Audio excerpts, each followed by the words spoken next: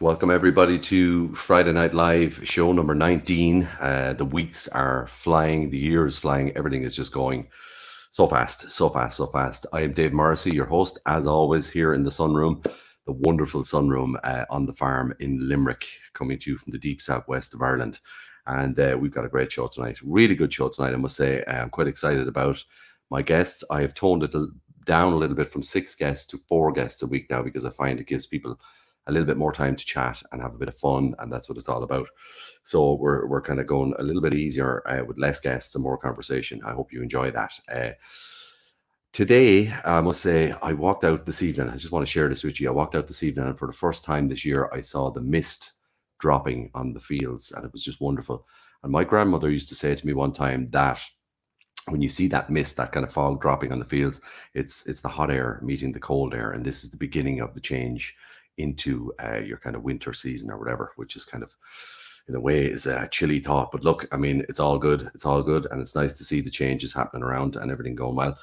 It's nice to see an abundance of music coming into the world, and still coming into the world, especially here in Ireland and everywhere. It's nice to see things progressing with the pandemic. It's nice to see things, live music coming back. It's a positive kind of a vibe. Things are kind of on the up. Things are looking good. And I'm still sitting here in my studio, and we're still doing Friday Night Live, and we will continue to do Friday Night Live. And just to let you know, I put a call out during the week, a little poster, an online poster out calling for talent and acts. And I put on the poster for all genres of art. So, you know, not just singers and musicians, which is the obvious choice for the show, but also for artists, as in sculptors and art painters and people involved in the industry and acting and all these different things. And I have to say, the response was huge, huge. I can't believe it. I've got my little diary, my little book outside, and there's a list longer than my arm of people that got in touch, not just from Ireland, all over the world. It's fantastic. What we have in store for the winter season of Friday Night Live is just, it's going to be brilliant. Trust me, it's going to be really good. And you won't get it anywhere else online, live like this. And that's what I love about doing this. This is my guilty pleasure every Friday night to bring this to you. So without further ado, my guest tonight, I've got 2 Lily Whites, as in people from County Kildare is what we call Lily Whites. So I have Arlene Bailey, based in from Sallins in Kildare, and I have Roisin McAlinden. And Roisin couldn't make it last week. She was to be on last week, but she's back this week as promised, and she's here, and she's going to do an interview tonight in Newbridge, in my hometown, which I'm quite looking forward to. And then, of course, we have another return. Amber Crowley is coming back to us from Cape Cod in the States. We had a lot of sound issues last week, and echo issues and all that stuff that happens sometimes when you're doing online stuff. And I promised her she has to come back this week. So if you're out there and you know Amber, she's back. Relax, everything's going to be good. But first and foremost, how can I describe this man? A character beyond belief, in my opinion. I came across this guy probably about 2 months ago, and we started chatting online through messages and different things like that. And then we had a little video call during the week, and I just completely fell in love with his personality. He's great crack, great fun, mischievous, bold, but honest, and very, very honest. And that's what I love about him. And that is, of course, John Buckley McQuaid, who is based I'm going to actually grab a little sheet here just so I have everything right. And he'll probably correct me on this. It's Denmark, but I think it's Aarhus, and he'll tell me if I'm wrong, but that's where he's based at the minute. But he's an Irishman. He's an Irishman based in Denmark. And I'm going to kick off with a video of his, which is called Prodigal Kiss, off his new album, and I absolutely love it. So I want you to watch this and relax, kick back, open the vino, open the beers, guys. Here we go. This is John Buckley McQuaid, Prodigal Kiss. There's a crowd of ghosts that haunts O'Connell Street, and a spire where the pillar used to be. Now the city boasts a mighty tourist fleet, while the Liffey's full of longing for the sea. I'll meet you at Cleary's, there under the clock. We'll drive to Dunleary and go for a walk. The chapel's still standing, the convent is not, along with the school where me mother once taught. And you can be sure that we'll never forget the culture of vultures and dealers in debt, the struggles and troubles, the gold, white and green, so much for our beautiful 1916. And here is a place where old memories wait, where fates spin their threads by the Leeson Street gate, and plants for the blind are all labelled in braille. We hadn't a chance, and so how could we fail? Where Beckett and Oscar and Yeats had their day, and Joyce had to leave to be able to stay. Thin Lizzie's Phil Lynnett's back from the Crusades. His statue looks at you outside of MacDade's. And you can be sure that we'll never forget the culture of vultures and dealers in debt, the struggles and troubles, the gold, white and green, so much for our beautiful 1916.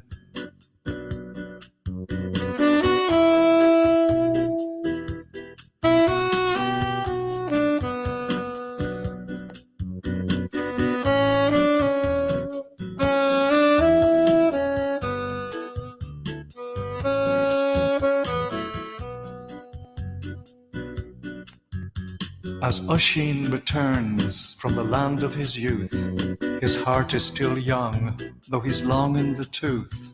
For want of a horse, he'll be taking the Lewis. He used to be cool, now he's yesterday's news. And where shall he go on this journey of his? And when will he know what isn't and is?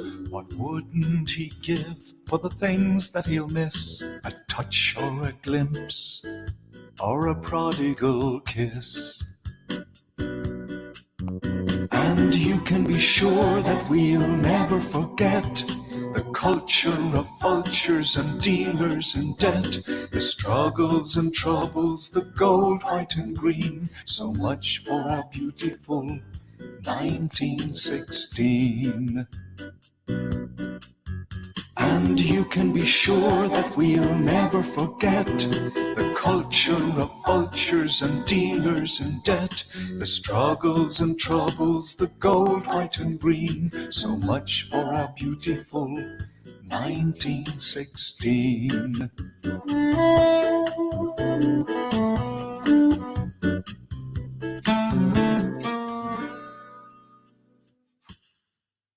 Wow. Wow, wowee. What a wonderful tune. I just love that song. There's so much going on in that song. To me, it's the history of our country all wrapped up in a song. And what a man to do that.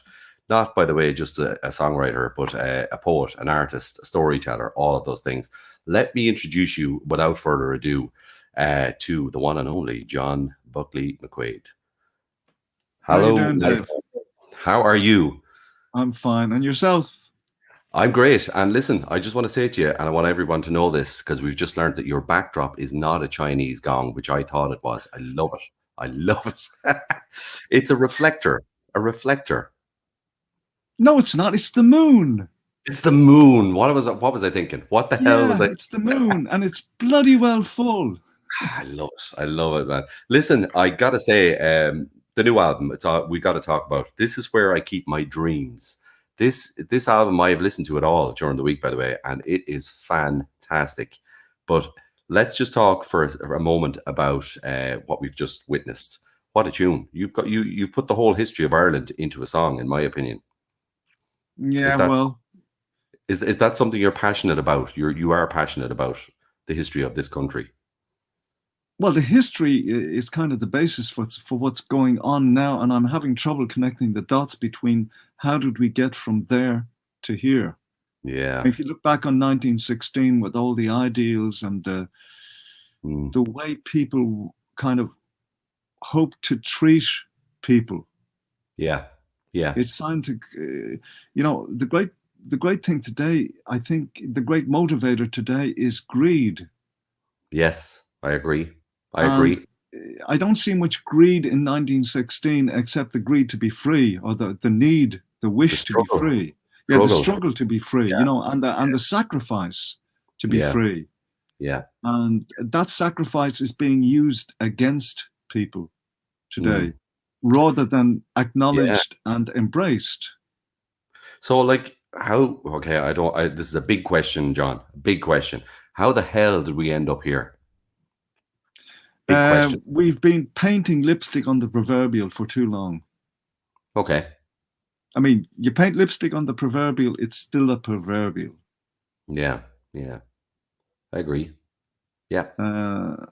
And how we got here is simply, I suppose you would say, human nature. Yeah. You know, and human nature, it hasn't changed much since Adam. Yeah.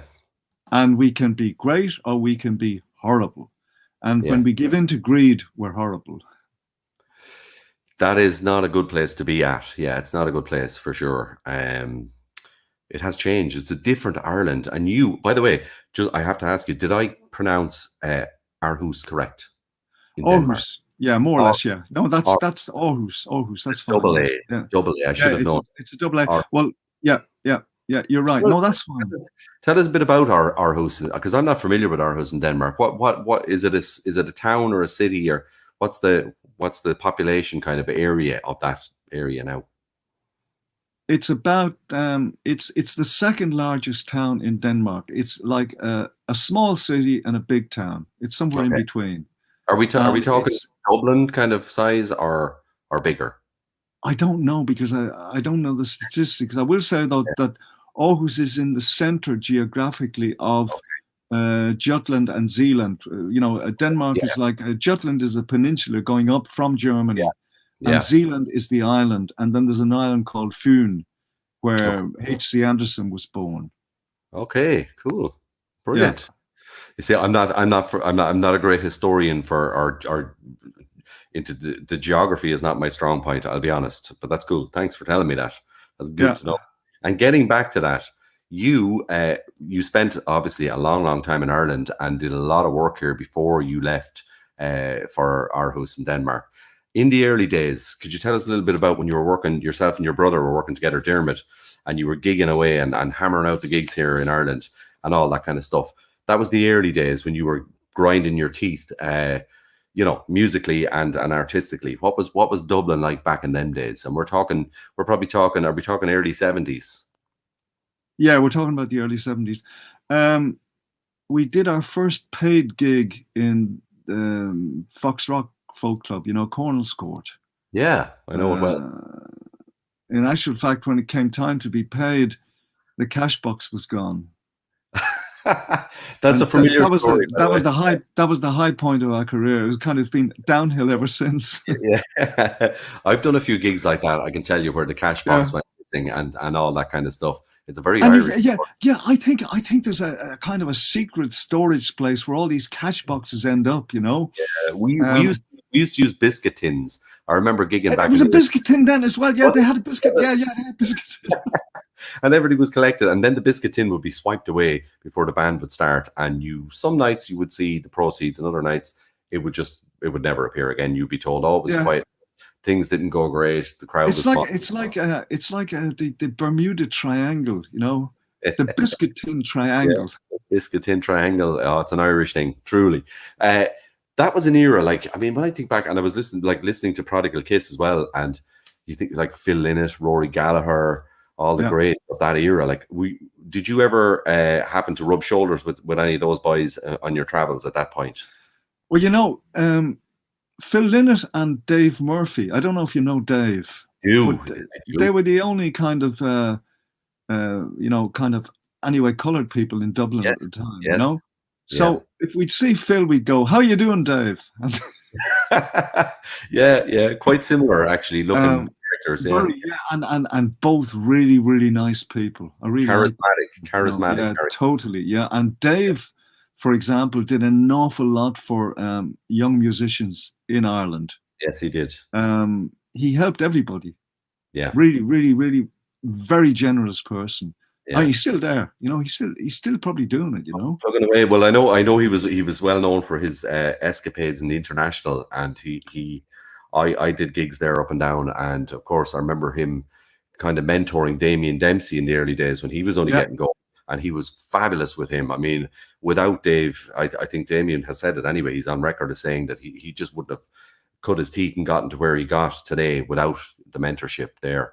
He's a wonderful character in Dublin Yeah. and very well respected. And a But- great voice as well. He plays good guitar and he's a great voice. He does, yeah, he does. Yeah, Listen, yeah. getting back to you yourself and yourself and Dermot out doing the stuff. What kind of music were you playing at that point? What was it? Original music, or were you? Yeah, it was original stuff. Yeah. Yeah. What was the genre? What kind of stuff were you doing? Well, just folk, I suppose. You know. Yeah. Acoustic it was guitar. Yeah, acoustic guitar. And my brother sometimes played a clarinet. Lovely. Cool. And then we met a Danish girl called Anya, and well, he met her and got engaged to her. Okay. And then we started playing together. She was playing recorder Right. and singing. And then what happened was that we did a bit, and then we decided that we'd like to see a bit of the world. So we headed off for London. Now, I was studying architecture at the time, so I Okay. but architecture was more for the head than the heart. Yeah, absolutely. You know, kind of. So so we headed off to London, and then we played in London and starved in London for a while, and we did a few gigs and played in the street. You know, did a bit of busking. Yeah. And then then Anya said there were gigs in Denmark, and we said gigs. So Let's we do it. immediately took a boat, Let's go. Let's get out of here. Yeah. a little rowboat with possibility of 3 rowers, kind of. Yeah. So we took off for Denmark and ended up in Aarhus, and that's the way that happened, kind of. Yeah. So your introduction to Denmark, thanks to herself. I mean, really. Exactly. Yeah. Ireland was pretty dismal back then, wasn't it? In fairness, it was pretty dismal financially. We were entering the throes of a recession in the early 80s when you think about it. So it was a good time to get out. Like, it's basically that was the kind of thing, you know, and there was no real possibility of making a living from music there. Yeah. There was no possibility of making a living from anything. I don't know how people survived, but they did. Yeah. On a shoestring, we survived. Yeah, something like that. Yeah.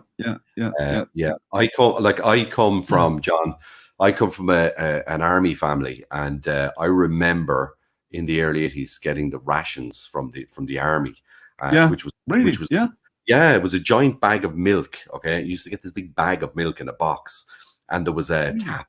And there was a tap on the box, and you used to pour your milk out of that, and a giant box of cornflakes cereal, huge boxes of stuff, and then these big corned beef steel tins. And this was how we were living. I remember that in the early 80s. And without the rations, God bless at the time, the forces, we would have been on the breadline. We would have had nothing. It was a tough time, like in Ireland, you know. And when you think of the current recessions and stuff like that, like it's not the same. I will never forget that recession in the 80s as a child myself, but it was tough. You know, it was really tough. Well, I was gone by that time. You were gone, of course. Yeah. Now, what was it like in Denmark? So you hit the shores of Denmark. What were things different? Was it like a eureka moment? Like, this is different, this is better, or? What happened in Denmark was this: I had to grow up pretty quick. Okay. I got a job in a factory. Okay. And that basically got me into the system. And I worked at that from 72 until 79, and then I joined the Musicians Union here. Yes. And then I had the possibility of, having redundancy insurance, so that when I wasn't doing gigs, I could get money from the government. Okay. So it was a mixture of gigs and money from the government, basically. Yeah. And that helped. A subsidized kind of a system. Yeah, it was a kind of a subsidized thing. Yeah, sure. Yeah, we never had that here for music. I don't think that's ever been available in Ireland. As in, if you were a musician, you either registered or you didn't. You know, it was one or the other. There was no kind of As far as I know, they also had the thing in Ireland that you could, tax free from art. Is that right? Tax there free is. type thing. Yeah, there's exemption. Yeah, there is, and But, there is. but as far as I know, that kind of 100% of nothing is still nothing. Yeah, yeah, true. Yeah, you're right. You're right. But did you get it? You got into kind of writing then in a big way. You Well, started. I was always writing. Yeah, Even when I was in Ireland, I mean, I yeah, was writing my own stuff. But what I did here was that I managed to actually do gigs where I was playing all my own stuff. that's Uh, nice. I That's a nice. started out, yeah, I started out doing some covers, right? And then from playing the gigs, I learned to actually write stuff that people wanted to hear. Yeah, Because you wouldn't get very many gigs if you couldn't kind of perform stuff that people wanted to listen to. true. And again, when you're doing pubs and stuff like that, you have to play stuff that'll get people, Yeah, you and do. that kind of thing. And that's it. I actually got money from playing my own songs at gigs. Which is nice. That's a And that was nice. a lot of money. I mean, that amounted to quite a lot of money during the years, because I was doing all my own stuff. Yeah, that's a nice place to be at, isn't it? To be able to Yeah, play. yeah. But And get as yeah, as one will say, kind of, it's a privilege, yes, but it's a privilege that you bloody well work for. yeah, you do, and we're often made feel like that. I think, especially in Ireland, we're made feel like, well, we're seeing it now with the pandemic and the way the return to the live scene is being really kind of busted, to be honest. And we're kind of seeing how musicians and artists are being treated not greatly at the minute in Ireland. And I think, yeah, there is a lot to be said for the work that goes in. You don't just suddenly wake up and become an artist or a singer or a storyteller and just suddenly go out and begin to be professional. It takes years, in my opinion. And you certainly put your time in before you got to that point. Yeah. But I mean, kind of, a life can look interesting from outside, but I'm going to say, when you're living it, and you're Yeah, not thinking about how interesting this looks from outside. No, yeah, you're living it, and yeah, basically trying to survive, and yeah, hopefully, you don't have to pay too big a price. yeah, It's like Marianne Faithfull said, you've got to give everything to get a little. yeah. And that is the case in the arts in general, in my opinion. Yeah, I don't know that much about Ireland, in certain terms, but I do know that little has changed Yeah, in terms of attitude, as you're saying, towards the arts. yeah, It's great when they need you to do a charity show. yeah, You're the first on the list yeah, when they want you to do something. And when they want to do something for you, you're the last on the list. yeah, And again, it's painting lipstick on the proverbial. yeah. That's I one of agree. the big problems. It all has to sound great. I hear people, our politicians again and again, they're saying, but we're not doing this. And the minute they say we're not doing this, you know damn well that that's exactly what they're doing. Yeah, yeah, No, we're not screwing you. Yes, they are. yeah, yeah. When you look back you're looking from Denmark to here, the prodigal kiss. When I just think of the name or whatever, is that like to me now? This is what I feel when I watch it and listen to it. Is that your kind of a way of giving a distant sort of a kiss back to the country and going, there is still a romanticism there that you must love about here. To come up with a title like that. That's what I feel. I could be totally wrong. It might not No, be. it's fair enough. I'll tell you this much. It's me writing to me back in Dublin. Right. Cool. That's it. And the line, there's the line in the song, and Joyce had to leave to be able to stay. That's me. I I love had that. to leave to be able to stay, Yeah. to be able to handle it, because I don't know what would have happened to me if I had stayed in Ireland, but I knew that I had to go. Yeah. And the only way I could leave was actually turning off my brain and just taking a boat. Yeah. It's did a lot of artists, as did a lot of artists of that era. yeah, but you just switch off and then go. Yeah. because otherwise it's like Hotel California. You can check out anytime you want. You can never leave. Yeah, there is that, isn't there? There is that kind of. I think of Bob Geldof, Rat Trap. I think of like all that Yeah. kind of stuff, and I think of like even Philo and stuff with Lizzie and stuff having to get out to get back. It's that whole thing, isn't it? He often said, Philip Lynott often said that if you didn't make it in the UK or wherever, you were wasting your time here. You got the appreciation when you came back, but you had to get out. Well, the prophet is never appreciated in their own town. Yeah, it's true. And that's okay. I mean, that's the way that is. I mean, you grow up with that and you understand that, and you kind of it's the way it is. There's no point in fighting it. All you can do is write songs about it. Yeah. And you've done that a lot, as in with the new album. There's other heavy hitting subjects on the new album, as in the Magdalene Laundries. Now, I have to talk to you about that, because you hit some really heavy subject, and you don't shy away from it when you write something. Is that that's obviously a very personal subject for you, but it's something that a lot of people know about but don't talk that much about.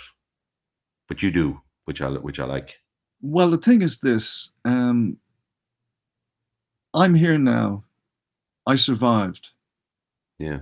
I feel that because I am where I am, I have the capability and the possibility to do something. So I'm doing it. Yeah. Because, how can I say it? When you can do something, then you do it. Yeah. The best way of dealing with reality in a way is thinking of other people and seeing what you can do for them. And that's where writing, in a way, for me comes in, because I'm writing about something that I feel very, very strongly about. But, when I sit down, I don't think that. I just write.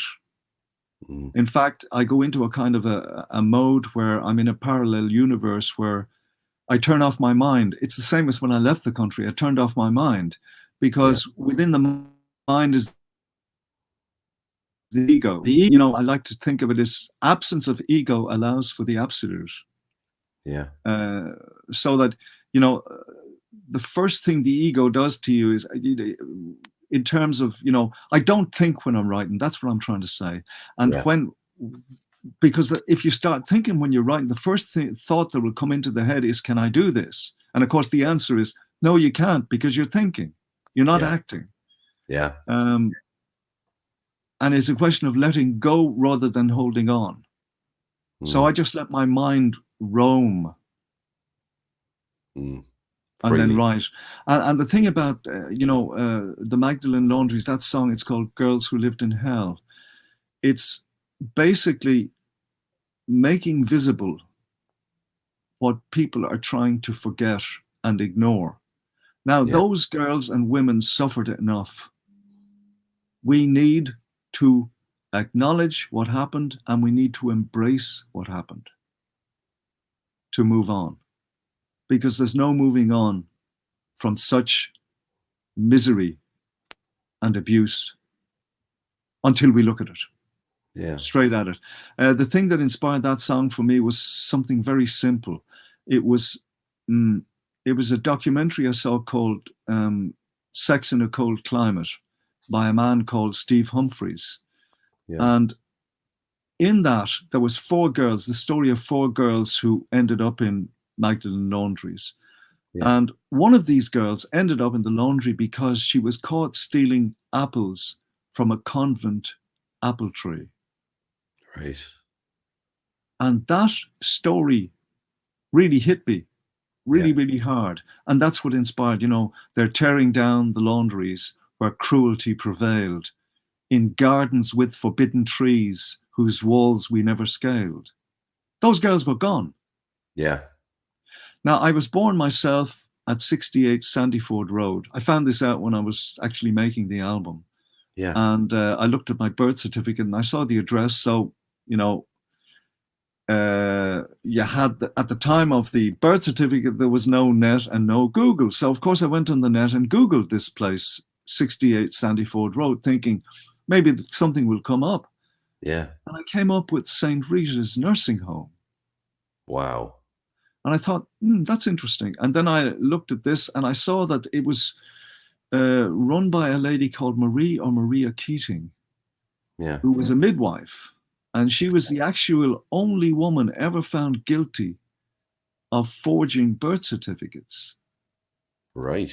Right. It was a kind of a double thing. You know, there were private people coming in, and then there were girls who had no husbands, basically, for the kids. Yeah. So the deal was this. A couple would come over from the States a week before this girl's baby was being born. And they would sign in, and then she would forge their names on the birth certificate. And then they'd take off to the States with the baby. Okay. So that means she was selling babies to the States. Okay. Now, she was the only one ever convicted of doing this. Yeah. So she's convicted of doing this. She goes to a parish priest. The priest goes to a local politician, and her license was not lifted, with the result that she kept going for the next 10 years, making money on selling babies. Mm. So, I mean, and of course, Haughey was known to have said, sure, half the babies in St. Rita's are politicians' kids. Yeah. And that's what I found out, you know, from doing the album. And the thing is, the reason I stayed away from doing an album about Ireland was I wasn't ready to do it. And number two, I didn't want to be put into an expectation of being an Irish folk musician, because then I would go to gigs and be very frustrated because I'd be expected to play Irish folk, which I don't do. Yeah. Yeah. I write songs about Ireland, yes, and I'm glad to. And I think Ireland has a fantastic tradition, both in all the arts. Yeah. Fabulous. I mean, it's such a kind of a pressure cooker. Yeah, it is. For sure. It's a kind of two extremes. You got the pressure cooker and you got the swamp. Mm. The swamp is where people drink their dreams away in pubs. Yeah. The pressure cooker is the one where people fight, and they fight really hard to survive. And all due respects to the people who are now fighting to actually keep going. I've heard of people who've gotten jobs in supermarkets to keep the trolley on the rails, basically. Yeah. And I've also heard of people taking their own lives because they couldn't stand it anymore. Yeah. We're also dealing with an awful lot of homeless people because it's a government by landlords. Mm. I don't know what percentage of TDs today are actually involved in either being, property speculation or in being landlords. I've never understood that. I don't know how people, can be in government and have these positions where they're actually making laws to suit their own pockets. I don't understand it. Yeah. Yeah. I just don't get it. Yeah, it's a strange one. We are. I had a friend of mine actually visit me today from London, and a good friend of mine, and we were talking about the differentiations between both cultures at the minute because he's based there now, and we just got talking about what we're talking about now. A lot of that actually, but also our history here with ownership and what's the word? Ownership. What was it? It was ownership and the passing on of like property and the passing on of all this stuff that we focused a lot on. And I know you can say it's the history and it's because we like to keep everything for ourselves, but there is there is a funny culture here about, grabbing and keeping and owning and not sharing stuff around. Do you know the kind of way? I don't know if I'm saying that. And it's from the song, and you can be sure that we'll never forget the culture of vultures and dealers in debt. That's that DBT. The struggles and troubles, the gold, white, and green, which I changed. I took poetic license. It went from being orange, white, and green to being gold, white, and green. And it's green, white, and orange kind of. Yeah. And I switched it around because the gold is coming first now. Yeah. big time. You know, this was representative of the reality. I mean, you have homeless people. I mean, there's over 10,000 people, homeless people, living in hotels and bed and breakfasts. And what are you? You know, and they can't stay there during the day. They're sent out in the streets, and you're kind of thinking, how the hell are people surviving? And I also met a character on the street where he said that he was living in a homeless place, and he was actually afraid for his life. There were certain people that he wouldn't criticize because he's afraid somebody would kill him by giving a shot, a hot shot of heroin while he was asleep. You know, and frightening. I don't know. I mean, it is frightening. It's terrifying. But it's important. It's important too. You're a mound of information and knowledge, and a man who can speak about these things. And I'm sorry if I got too much into that, John. But we spoke during the week, and you're just somebody who speaks about it very eloquently and knows what you're talking about. That's why I went down that road with you. And you know, you've given a lot of advice, actually, whether you realize it or not, maybe unintentionally, towards younger singer-songwriters out there. There's a body of work and subject there that a lot of the younger people could tap into as well, I think, about our country and about the way things are going and all that. But I do want to plug it again, because I have to. It's important. I've got to plug the new album. Where can we get it? Where can we grab the album now? It's on all the digital things. The digital, you know. I also have, in actual fact, hold on a second, let me get this. Yeah. I have a limited amount of these, which are. It's on a USB stick. Lovely. I like that. Right, which I'm selling, you know, for 20 euros. Yeah, excellent. You know, you can get me through Facebook and PayPal. So people can get you through Facebook, John Buckley McQuaid, and have a chat about it. So I think that's a cool idea. I think it's cool. It's a novel idea. You have a reading for me, which I've heard before, but I love it. I really do. And Dear Mr. Taoiseach. Now, I wonder, I'm not sure if Micheál tunes into this, but he might watch the replay. So I'm conscious of this, and I'm actually looking forward to it, because I've read it a few times, and I've heard it as well, and I love it. Give us a little insight into Dear Mr. Taoiseach, what's the thought behind it? Oh, a little bit of the thought behind it. Well, I wasn't thinking again. I was just sitting down. I can't remember writing any of this stuff. I just sit down and I write, and then I forget it all the next day. And the way I work is I maybe have one line with, and then I'll just have that line, and maybe I'll keep the line, but that gives me a kickoff. Yeah. The thing with Mr. Taoiseach was, I was thinking about the corruption basically going on. Yeah. And I was thinking about the Magdalens, and I was thinking about Irish history, about how much we have to be proud of. And again, absolutely. You know, this is first on the list when they want something. Mm. But it's only insofar as it suits them. Yeah. When it doesn't suit them, when it's embarrassing, then it's not talked about and made invisible.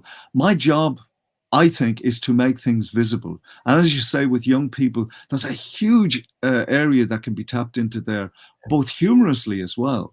You know, I mean, there's a song from the album called, wait a minute, what's it called? Candy and Cutlets. Yeah. Which has the verse, isn't life wonderful, ain't it a thrill? Drinks on the table, chops on the grill. And if you're not able, we'll give you a pill.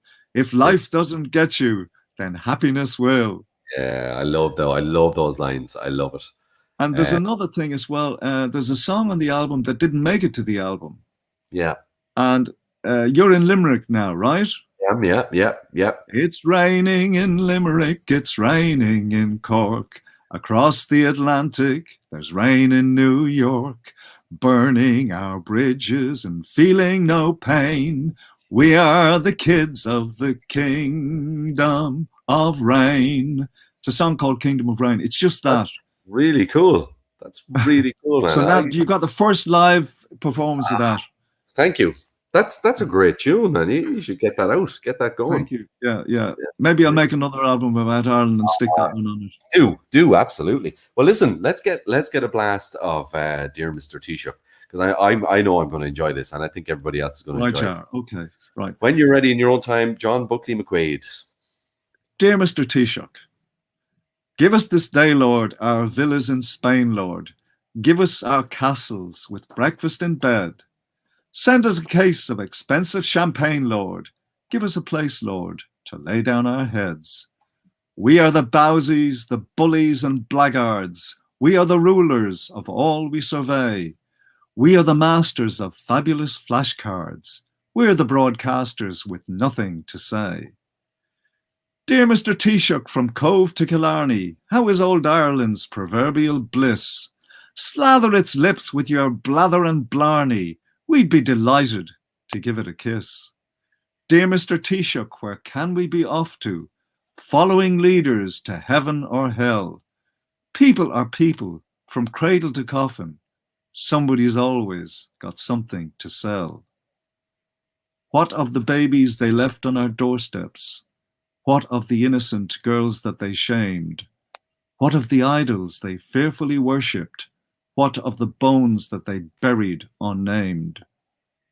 What of the tears they pretend not to notice? What of the postcards? No, what of the orphanage blood in our veins? What of the postcards that nobody posted, telling us where we could find the remains? Dear Mr. Taoiseach from Cove to Killarney, how is old Ireland's proverbial bliss? Slather its lips with your blather and blarney. We'd be delighted to give it a kiss. Dear Mr. Taoiseach, where can we be off to? Following leaders to heaven or hell. People are people from cradle to coffin. Somebody's always got something to sell. Diarmid and Grania and mighty Finn Regan, Deirdre and Nisha, who took to the hills. Joseph and Grace, they were wed in Kilmainham. Oscar believed that indifference kills. Patrick and Hilda still missing each other. William B. Yeats and a Maud who was gone. Leaving the poet she loved like a brother, singing the praises of 59 swans. Dear Mr. Taoiseach from Cove to Killarney, how is old Ireland's proverbial bliss? Slather its lips with your blather and blarney. We'd be delighted to give it a kiss. Dear Mr. Taoiseach, where can we be off to? Following leaders to heaven or hell. People are people from cradle to coffin. Somebody else got to hell. Thank you. Wow. Wow. I got lost completely and utterly inside of that piece. And I'm not just saying that. Thank you. Thank you. Thank you, John, for coming on and doing that. As I said earlier on, you're a man of many hats and much knowledge. And I'm delighted to have had you on tonight. I really am. You've broken the mold with Friday Night Live. And I mean that from the heart. Thanks. You're completely and utterly new kind of guest for me, and it's broadened. You've broadened the whole spectrum of this show tonight, and I mean that. And it's important. It's important that we do that. That's what it's all about here. It's great that you're doing it. It's great that you're doing it, Dave. Thank you very much. Well, you know, we spoke during the week and we talked about honesty and reality and all that kind of stuff. And I know that we have one thing in common. I do this because I love it. You're doing that because you love it. And if we keep doing that together, we're going to connect and get loads of people on the one page here. And I think that's why it's important. It's really, you know. I will say one thing to you. We do it because we love it. We're not doing it for the money. You know, people many times ask you, you know, oh, you're playing music. Can you live from that? And you're kind of, you know, we will be able to live from it when people start paying for it. Yeah. Yes. And if it's worth using, it's worth paying for. Spotify is an abomination. I agree. Where your man is sitting there and he's got millions. Yeah. And not only that, he's starting to talk about investing in stuff. He's not investing in music. He's not putting the money back in. Again, we're invisible. Yeah. It's what they're living from. But we're invisible. The creators are invisible. But we've been collared and forced to use it because how else do we get ourselves out there? Unfortunately, absolutely. Yeah. It's like a poster. Yeah, it is. It is. But you know what? there's a lot more outlets, and may they be small and may they be tiny like we are here right now on this show, but they're growing and growing and growing, and they're getting bigger and they're getting more valid as the weeks go on. I see the answer for us is solidarity. Yes, we have to help each other. Nobody else is doing it for us, and we have to think of how we can help each other. I agree. You know, kind of, it's all very well to have a number one, but I mean, how many number ones survive? Yeah. It is know, important. I mean, you know, kind of here today, gone tomorrow. We need something in a way that's lasting, and whatever's lasting comes from helping, I think. Yeah, I do think, and a word that I was taught when I went back to college in my recent years as a mature student was collaboration, and that's that word. That's the word. Call it solidarity too, which is a great word, but it's collaborate and lose the ego and just get into it and come together, and things will happen. And that's what's happening. I think we're getting clever, you know. But it's necessary. It's either that or kind of give up, and give up is not an option. It's not an option. No.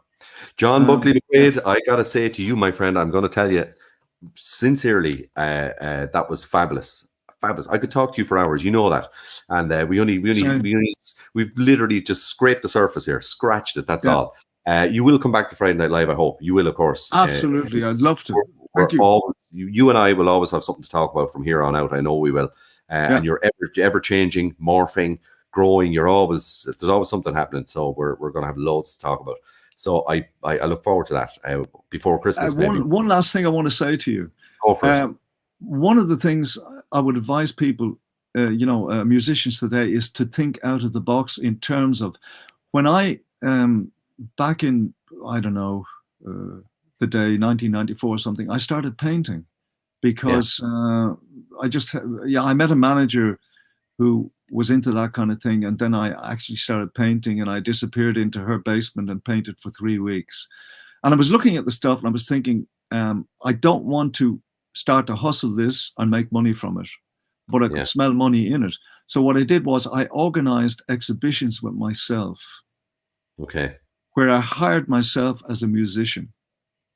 Yeah. And I did, I had connections with the schools here, and I did an exhibition where I did, 13 gigs in a week. Yeah. Paid gigs at the exhibition without selling a single painting. Yeah. It was a lot of money. Yeah. In 1 week, yeah. You know? Yeah. And that's why it's thinking out of the box, basically. Think of what you can possibly do. Yeah, absolutely. I agree with you 100%. Yeah, no, it's great advice. And thanks for that, by the way, because there's a lot of young musicians that tune in here and often wonder about the strangeness of it all. That's great advice. Sit back, kick back, my friend. I know you're an early riser, so hopefully you might be able to stay with us for another little while and watch our next guest. It's going to be a great night. I'll stay for a while and see what's going on. It'll give me some information as well. You're a star. You're an absolute star. I wish all the young musicians and all the older ones out there the best of bloody luck, because you're going to need it, and keep the faith, as they say. Absolutely. Thank you, John. You're a star, my friend. As always, thank you for joining us on Friday Night Live. Much appreciated. Much appreciated. Guys, that has, in my opinion, broadened the horizon totally of the show. And that's why I wanted to bring John on, because he's more than just, how could I say it? He's not just down the one avenue as a musician or a singer. He's so much more than that, and has got a lot of interesting things to talk about as well, which is important. I think it's important. We got a bit political there, we got a bit deep, we got whatever, and that's good. That's what we want. So I hope you enjoyed that. It's something different for the show. It's something new, and I knew he would bring a lot to it. So I hope you enjoyed that. I'm going to keep going. My next guest, we're going to come all the way back over from Denmark to my home county, which is Kildare, of course, County Kildare, and have a little chat with Arlene Bailey. Arlene, I know Arlene from the band, which is Bailey at the moment, because I know some of the guys in the band and stuff like that. I was only familiar with the band up until this week, until I started to kind of check out more of her stuff and where she was coming from and all that. And she'll tell us more than I could possibly tell you. But wonderful story, wonderful everything. But first, I'm going to give you a quick listen to her own song, which is really cool. It's called Moving On Day. I love this song. She actually suggested this to me, and when I found it, I was like, oh my God, it's just a really, really nice song. So this, without further ado, is Bailey, Arlene Bailey, singing Moving On Day. It's a really cool song. Have a listen.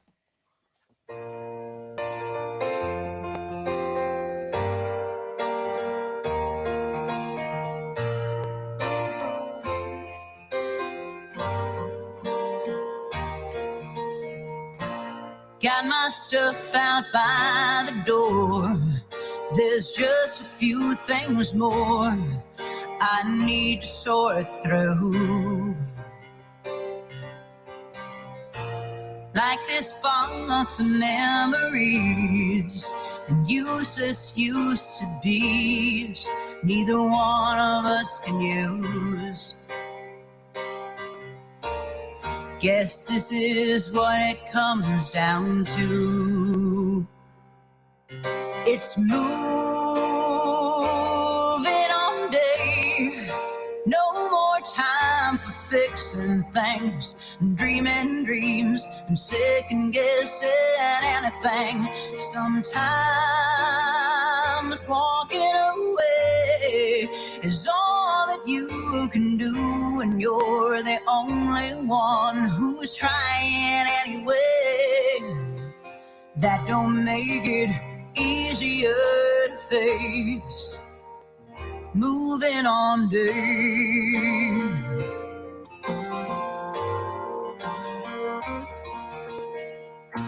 He didn't even wait for me.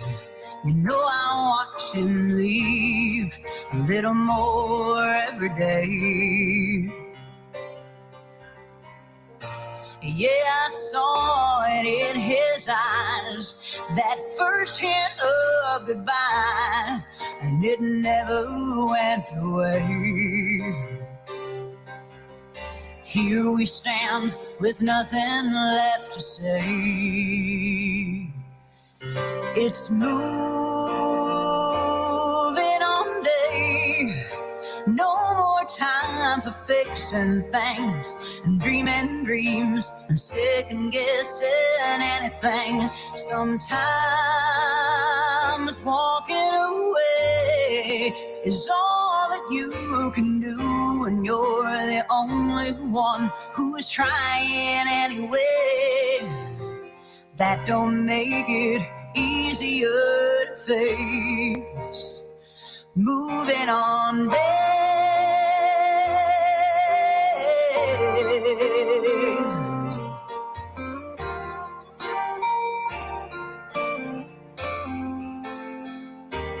Yeah, sometimes walking away is all that you can do, and you're the only one who's trying anyway. That don't make it easier to face. Moving on day. It's moving on day.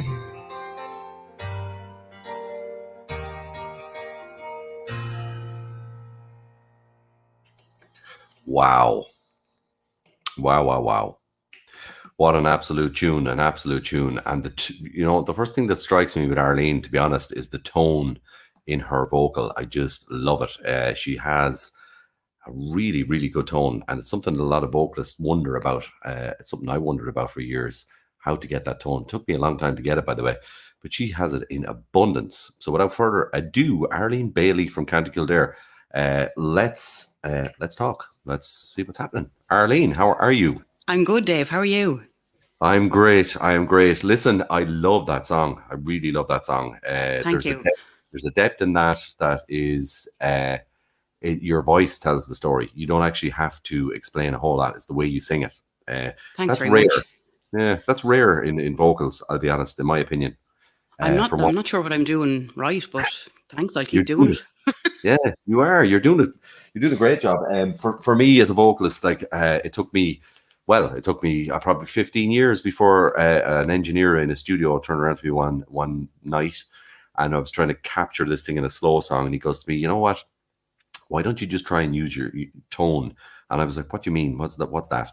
And he goes, just drop it down and just sing it nice and easy. You know, don't force it. Don't force it. And Yeah, I and learned. sometimes David takes somebody else to just kind of, you know, step in and say, look, try this or do that. And I've been in studios before where I've thought I'm doing something, you know, they've pointed out another way of doing things that actually Yeah. make it sound way better than before. And again, look, whether that's, you know, partially me and partially a good team behind me. And on that note, we'll talk about your man sitting in the corner there. Don't young worry, Shane, we'll get to him. We'll get to him. Don't worry about that. We know he's there in the background. Yeah. But listen, isn't it often in a studio where you learn these things as Absolutely, a vocalist? yeah. Definitely, I think from one vocalist to another, you learn so much. Every time I go into a studio environment, sadly not enough these days because it's all at home, but still you learn by engineers and people who are good at it, like himself beside you, who know the sounds and know what to hear, what something should sound like. And we often don't hear that in our heads until somebody says it. Exactly. But you And do the, have a tone. You do have a tone, and it's wonderful. Tell me this. I have to ask you this. Why country music? What made you veer towards that genre as such? And when I say country music, I don't mean staunch traditional, because it's, to me, your music is quite Americana. It could Yeah. be, it could veer into pop anyway, and veer into rock and all those genres. Where did that click? At what point with you that this is what I like to do? Yeah, so the influence was, I suppose, my mum and dad. From a very young age, they used to get me to listen to stuff. So I'd be handed tapes every now and again. Have a listen to this now, and you'll be able to sing that song and whatever else. And I loved singing, you know, whether it was, well, it was mostly country. It was occasionally kind of Irish stuff that I'd listen to, but it was country. It was What kind of stuff were they giving you? Like Crystal Gale, George Jones, that kind of stuff. all the good stuff. Yeah, and I suppose then as time went on, I developed a love for the more kind of rocky American style country. But I still listen to, geez, like if I had to get up and sing something in karaoke now in the morning, it'd be something by Crystal Gale or Karen Carpenter. You know, I love going back to that kind of stuff. Yeah. But yeah, I prefer now the edgier stuff. I prefer Shooter Jennings style, Toby Keith, that sort of music, and that's what we're trying to do with the band. We're trying to give it that sort of kicky edge. Yeah, and isn't there, because you have experience in Nashville yourself, and there is this wonderful relationship, in my opinion, in my experience, to be honest, both ways across the shores between Ireland and Nashville. There always has been this kind of connection, but it's getting better. It's getting stronger and stronger as time goes on. I know a lot of people. Sorry, Dave, go ahead here. Yeah, no, there's a lot of people, you know, that are connecting with Nashville that have never been there. You have, but have never been there, and they're sending their music over. People that I've met through the show here and stuff, and they're doing quite well over there. Like their music is doing quite well. Yeah, I was going to say about Nashville, they have such a distinct sound, Dave. Yeah. It's when you know it, it's really easy to identify, you know. And they're brilliant out there. I've worked with great musicians over the years, but they are a whole different kettle of fish out there, you know. What is that sound? What's unique about it? When you were there, I don't know. I don't know what it is. I don't know what it is. It oozes out of them, or again, as I said, when you know it, when you hear it, you know it. If you know it, you know it's. It is. It's very distinct. Were you in the studio? Did you do some studio work there? You did. You did a little bit of recording while you were there. Yeah, so I recorded 2 albums. Yes. Tell us a bit about those, because you know I wasn't familiar with them until now. Yeah. So the first time I went out there, I had got in touch with a woman from Manchester. Her name was Lorna Flowers, and she was a songwriter who packed up basically. She was a school teacher in Manchester, packed everything up and moved to Nashville. And I kept in contact with her when she had left, and she made contacts for me or arranged my album for me, the recording. She got me in touch with some really brilliant musicians, and I went over. I did the second album while I was working in New York. The second album. First album was recorded in the UK, but the second one in Nashville. So I, as I said, used to work in the States. I worked in New York, Boston, and then I used to commute back and forth to record. So it was very interesting. It was like probably one of the best experiences of my life, if I'm being honest, you know? Yeah, I agree with you. I I bit the bullet in 2009, and I said, you know what, shag this. I'm going traveling, and just let's have a go at this. And I did tours in the States and tours in China, tours in Europe, tours there, just mini acoustic tours, nothing expensive, nothing flamboyant, but the amount of people that I met through that still stay in touch and really are great to know. You know, people that are just good to know, and the experience that you learn on the road. There's nothing like it. Would you agree? Like, Absolutely, yeah. a real deal. You have, and it's such an interest in life as well, Yeah. Dave, because you know you're all the time meeting weird and Yeah. wonderful people. You know, Yeah. no day is ever the same when you're on tour. Yeah, and that's missing, isn't it? Do you think that? Well, this is my opinion now. Do you think that's missing with younger singer-songwriters now and musicians, where they're not getting now? Pandemic aside, forget about that, but that they haven't been really getting the touring experience because everything online is online. Everything's there's this- online, yeah. Yeah, It's there's so this- different. Yeah, there's this But- kind of overnight success online that is happening a lot. People are being discovered online. Yeah, but it's the way of the world now, and I guess we kind of have to roll with it. It is. Yeah. I mean, Yeah, when we you do. mentioned the pandemic, it's like we've had no choice but to switch on the computers, switch on the phones, and you know, do what we can do to showcase what we've got. Keep going. Yeah, Yeah. absolutely. I was saying that to John earlier on, and he used a great word, solidarity. If we all just keep doing this, I think it'll be fine. We'll be grand. Just stick together and keep doing it. You know, I think that and there's some camaraderie in Ireland at the minute between musicians. Would you agree? I think anyway. Yeah, There's a there great- is. Yeah.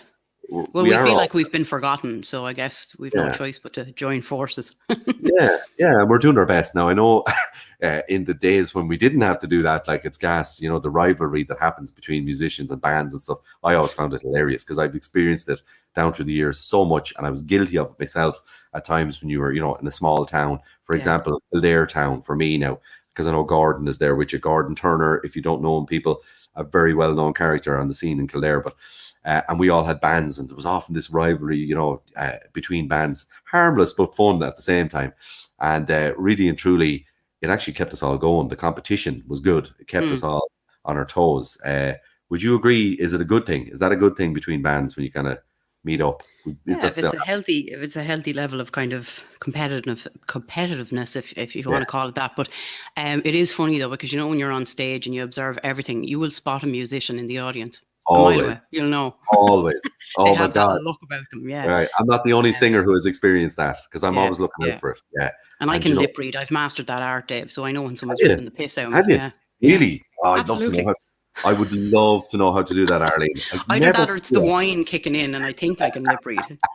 I'd love to be able to do that, because I've often, many nights when I look back and I've been on stage and I've spotted that other front man or front girl from a band, and I'm going, what's she thinking now? What the hell is she thinking? She's probably going, I should be singing this in a higher key or a lower key.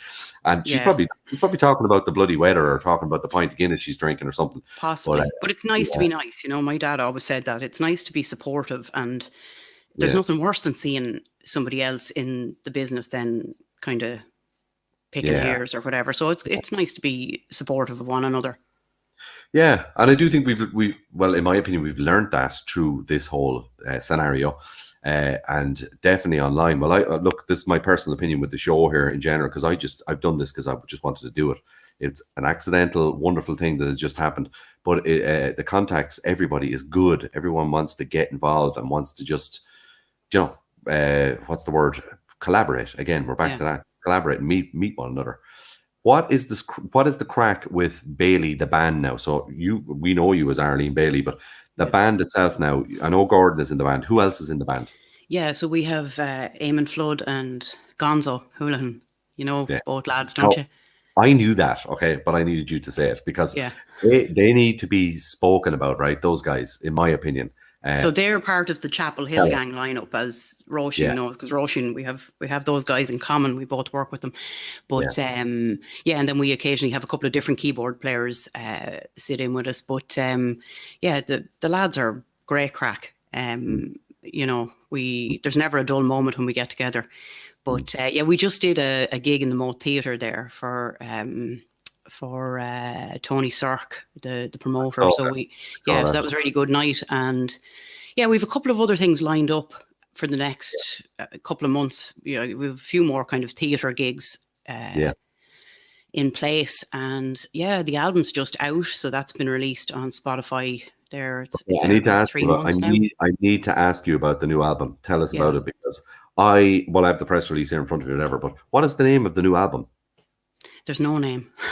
We just stuck Bailey on it and a picture of my arse. So we just figured that would speak for lovely. itself. Well, nothing like a picture of your arse to Bruce Springsteen did it, so why shouldn't Arlene Bailey There do you it? go. There you go. Well, if you do it, Yeah. Are you wearing denims with an Irish flag in the back pocket, or did No, you go? absolutely not. It's black leather trousers with an American flag hidden underneath.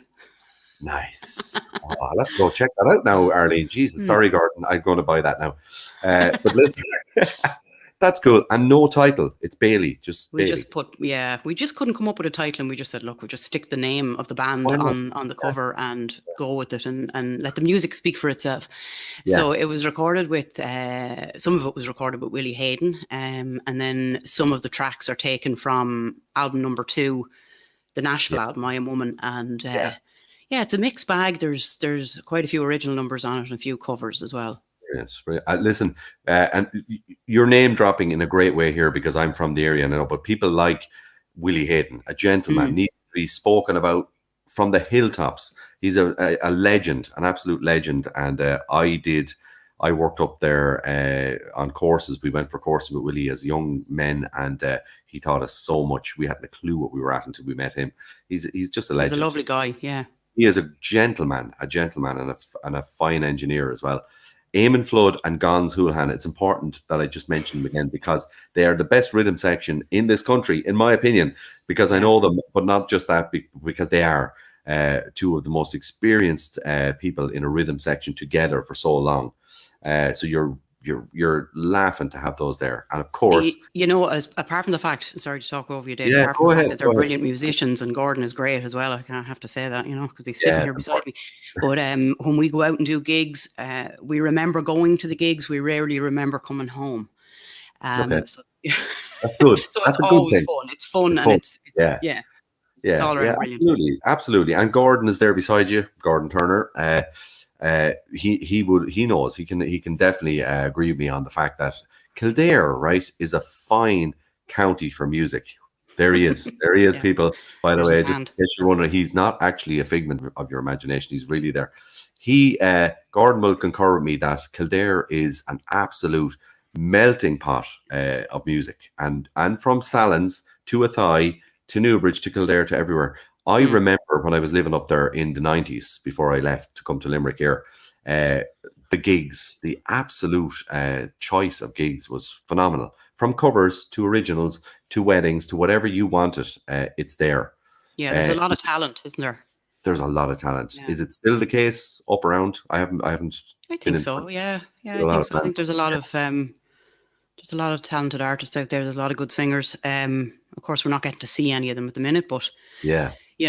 hopefully that comes back in some way, It shape, is or form. fun. It Yeah. is. Yeah. It is. I wanted to say to you as well, actually, I love the title "I Am Woman" of your previous album. That is just wow. Yeah. Me, it just says it. You don't have to think about that for too long. But I am going to ask you, "I Am Woman," is that like? I don't get too deep at you, but the meaning of that title, where did that come from? That you came up with that as an album title? It's brilliant. Yeah, so we took the Helen Reddy song "I Am Woman," the 70s Okay. hit, Yes. brought it to Nashville and handed it to the guys and just said, "Do your best." Yeah. And they turned it into something completely different. So it was such a powerful track that we had to use it as the title song. Great title. Yeah, I was great delighted with the production, Mm. Actually, one of the guys that worked on that recording is the guy that wrote Moving On Day for me, Donny Skaggs. He's a Nashville-based songwriter. Yes, and a fine songwriter. Fine songwriter. Yeah, and the next song that we're releasing as a single, Everything I'm Not, is also one of his songs. So, Brilliant. yeah, it pays to love- be in with the in crowd. It does. Do you know what I Yeah. like though? I like, and if you want to give kudos to whoever did your video for the song that we watched there, Yeah, The Austin video- Carter in Newbridge. Austin Dave. Carter. Yeah. Yes. Well, I can tell you, it's a brilliant video. It reminds. Do you know what it takes me back to? Do you remember the MTV Unplugged series when they used to Yeah. do a really cool, laid back, colorful set like that? That's what it takes me back to. It's a very striking video, very cool, and we don't see enough of that. So kudos to Austin for doing that. Yeah, I'd really recommend him. He's a really professional setup over there, and he's a great guy to work with as well. So where did you shoot it? Whereabouts did you do the video? He's a little studio in Newbridge. So it's in the studio. It's in his studio. Yeah.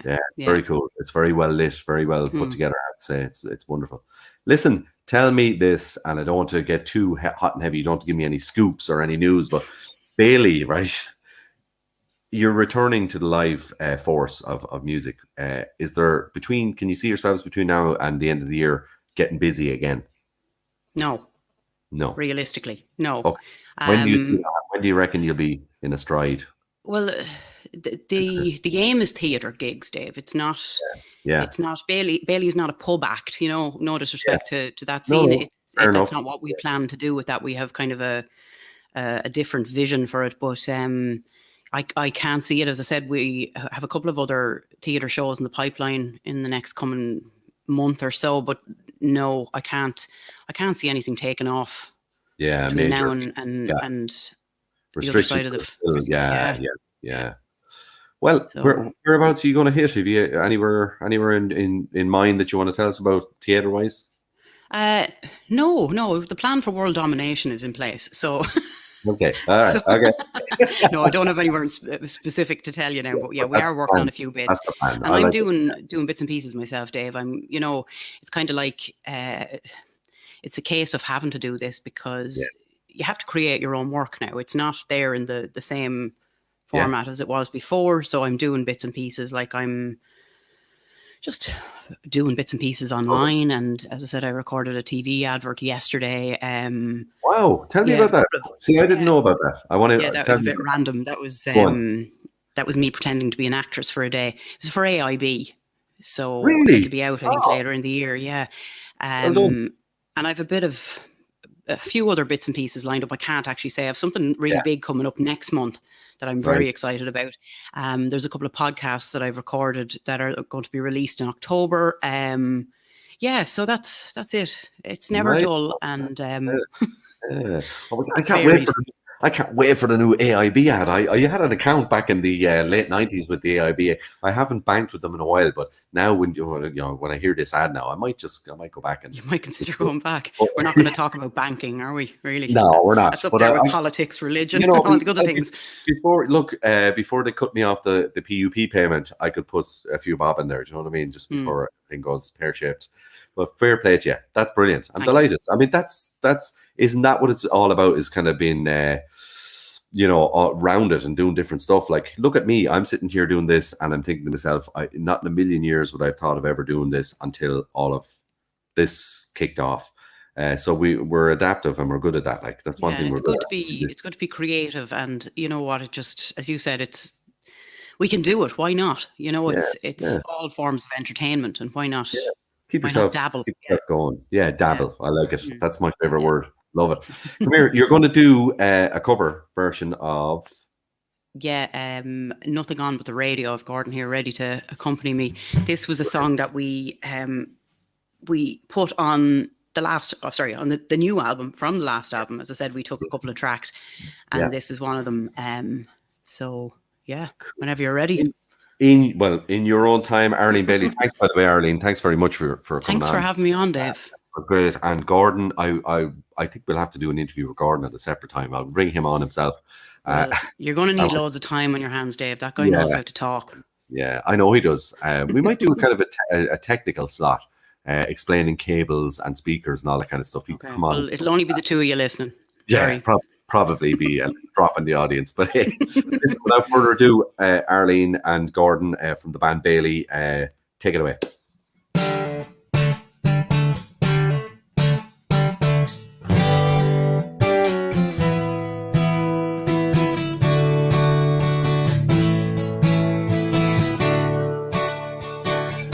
I sure do hope this is a long night, 'cause I've never felt one so right. Each look into your eyes are falling a little more and more. Looks like we started us a fire, wrapped up in flames of desire.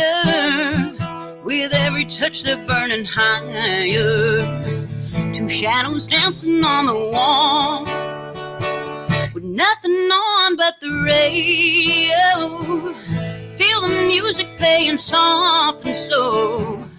You and me and the lights down low. Nothing on but the radio. We fall asleep here in the moonlight, and tangled sheets will be here all night. And when we wake up in the morning, we might stay like this all day. Two people meant to be together, two lovers dreaming of forever, and it just keeps on getting better. With every tender little kiss, nothing on but the radio. Feel the music playing soft and slow. You and me and the lights down low, with nothing on but the radio.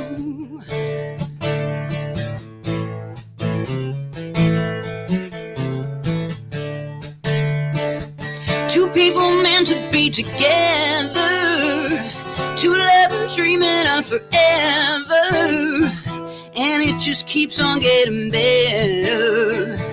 With nothing on but the radio. Feel the music playing soft and slow. You and me and the lights down low, with nothing on but the radio. Yeah, you and me and the lights down low, with nothing on but the radio.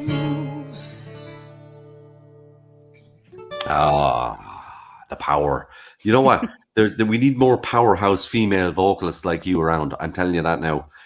Because when I was listening to you singing there, right, Flo McSweeney, I don't know if you're familiar with Flo McSweeney. She was on a few months ago, and she told me a very funny story that her husband, who was a comedian with Après Match, he had this theory that all young female vocalists at the minute, not all, some, are singing like they've this cloud stuck in their throat, like this kind of R&B thing that's going on, and quite lightly and softly, and then you come on and there it is. That's the way it needs to be done. That takes me back. There's a weird sound going around lately. I can't actually describe it, but I know what you're.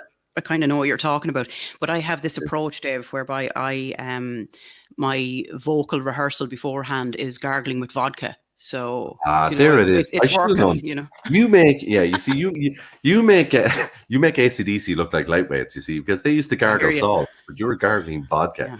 So kudos. That's the trick. Fair play. It's great. It's wonderful. Arlene, thank you so much. And Gordon, who's off camera, thank you so much as well, Gordon. Fantastic guitar playing, as always. You're legends, the Perry. Thanks, I hope you enjoyed yourselves, and we really did. Thanks for having us. So we'll all catch up for a pint at some stage down the road. For sure. Okay. Mind yourselves, lads. Take care. Bye. Bye. So there you go. That's, to me, is the reason I really love Arlene's vocal, is because it's power. It's the way power. I don't mean to sound sexist when I say this, but a female vocal should have power in it, and that's what. If there's any young female singer-songwriters, vocalists watching, that is how you deliver a vocal, in my opinion. Put the depth into it, put the tone into it, and male vocalists as well, by the way. It's in general a great thing to see somebody deliver it that way. And check out her new album, their new album, Bailey the band, who are based in Kildare, and it's simply Bailey, the album Bailey. And I'm sure if you check them out on Facebook or any of the platforms, you'll find it, Bailey, and you'll find the album and all the stuff that you need to find. And have a chat with Arlene, she's great crack, and Gordon and the lads, and get in touch and get the album. That's all I can say. Anyway, moving on. We're staying in Kildare tonight. I'm being a little bit naughty and staying in my home county tonight, just because I suppose I've been meaning to get some of the artists on for a while, and it just so happened that both Arlene and my next guest, Roisin McAlinden, happened to be available tonight, which is great to have two female acts, great female acts from County Kildare on back to back.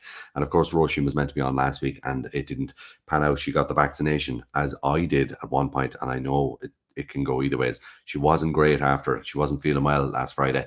and just it was best to give it a break till this week. But I know exactly how that feels. Anyway, moving on swiftly. This is a single that Roisin released. I love this song. I played it last week for you, but I'm going to play it again. It's called Never Forget You. It's really cool, and the video is awesome. I want to ask her a bit more about that as well. I sense it could have been shot in Newbridge, but I could be wrong. I kind of hope it was. Anyway, this is Never Forget You by Roisin McAlinden. Really cool song. Have a listen to this.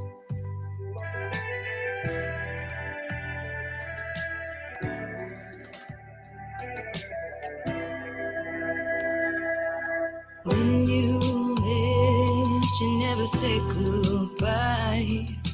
That for me crushed me deep inside. The thought of never hearing your voice or seeing your smile broke me, and I can't deny. Laughter and joy followed you like a shadow in the night. Your warm embrace helped us feel alright. Now all we have are our memories to share, and we hold them close to our hearts, my dear. Losing you hurt so bad. Saying goodbye, oh, triple times sad. Missing you every day, but I'll never forget you and the good times we shared.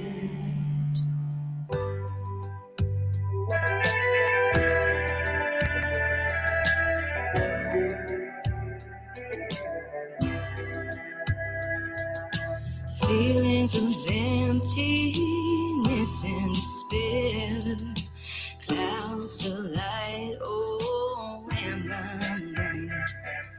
I wish I could hold you just one last time. Oh, one last time. The grief and the pain has helped me grow strong, so I know the strength will guide me to where I belong.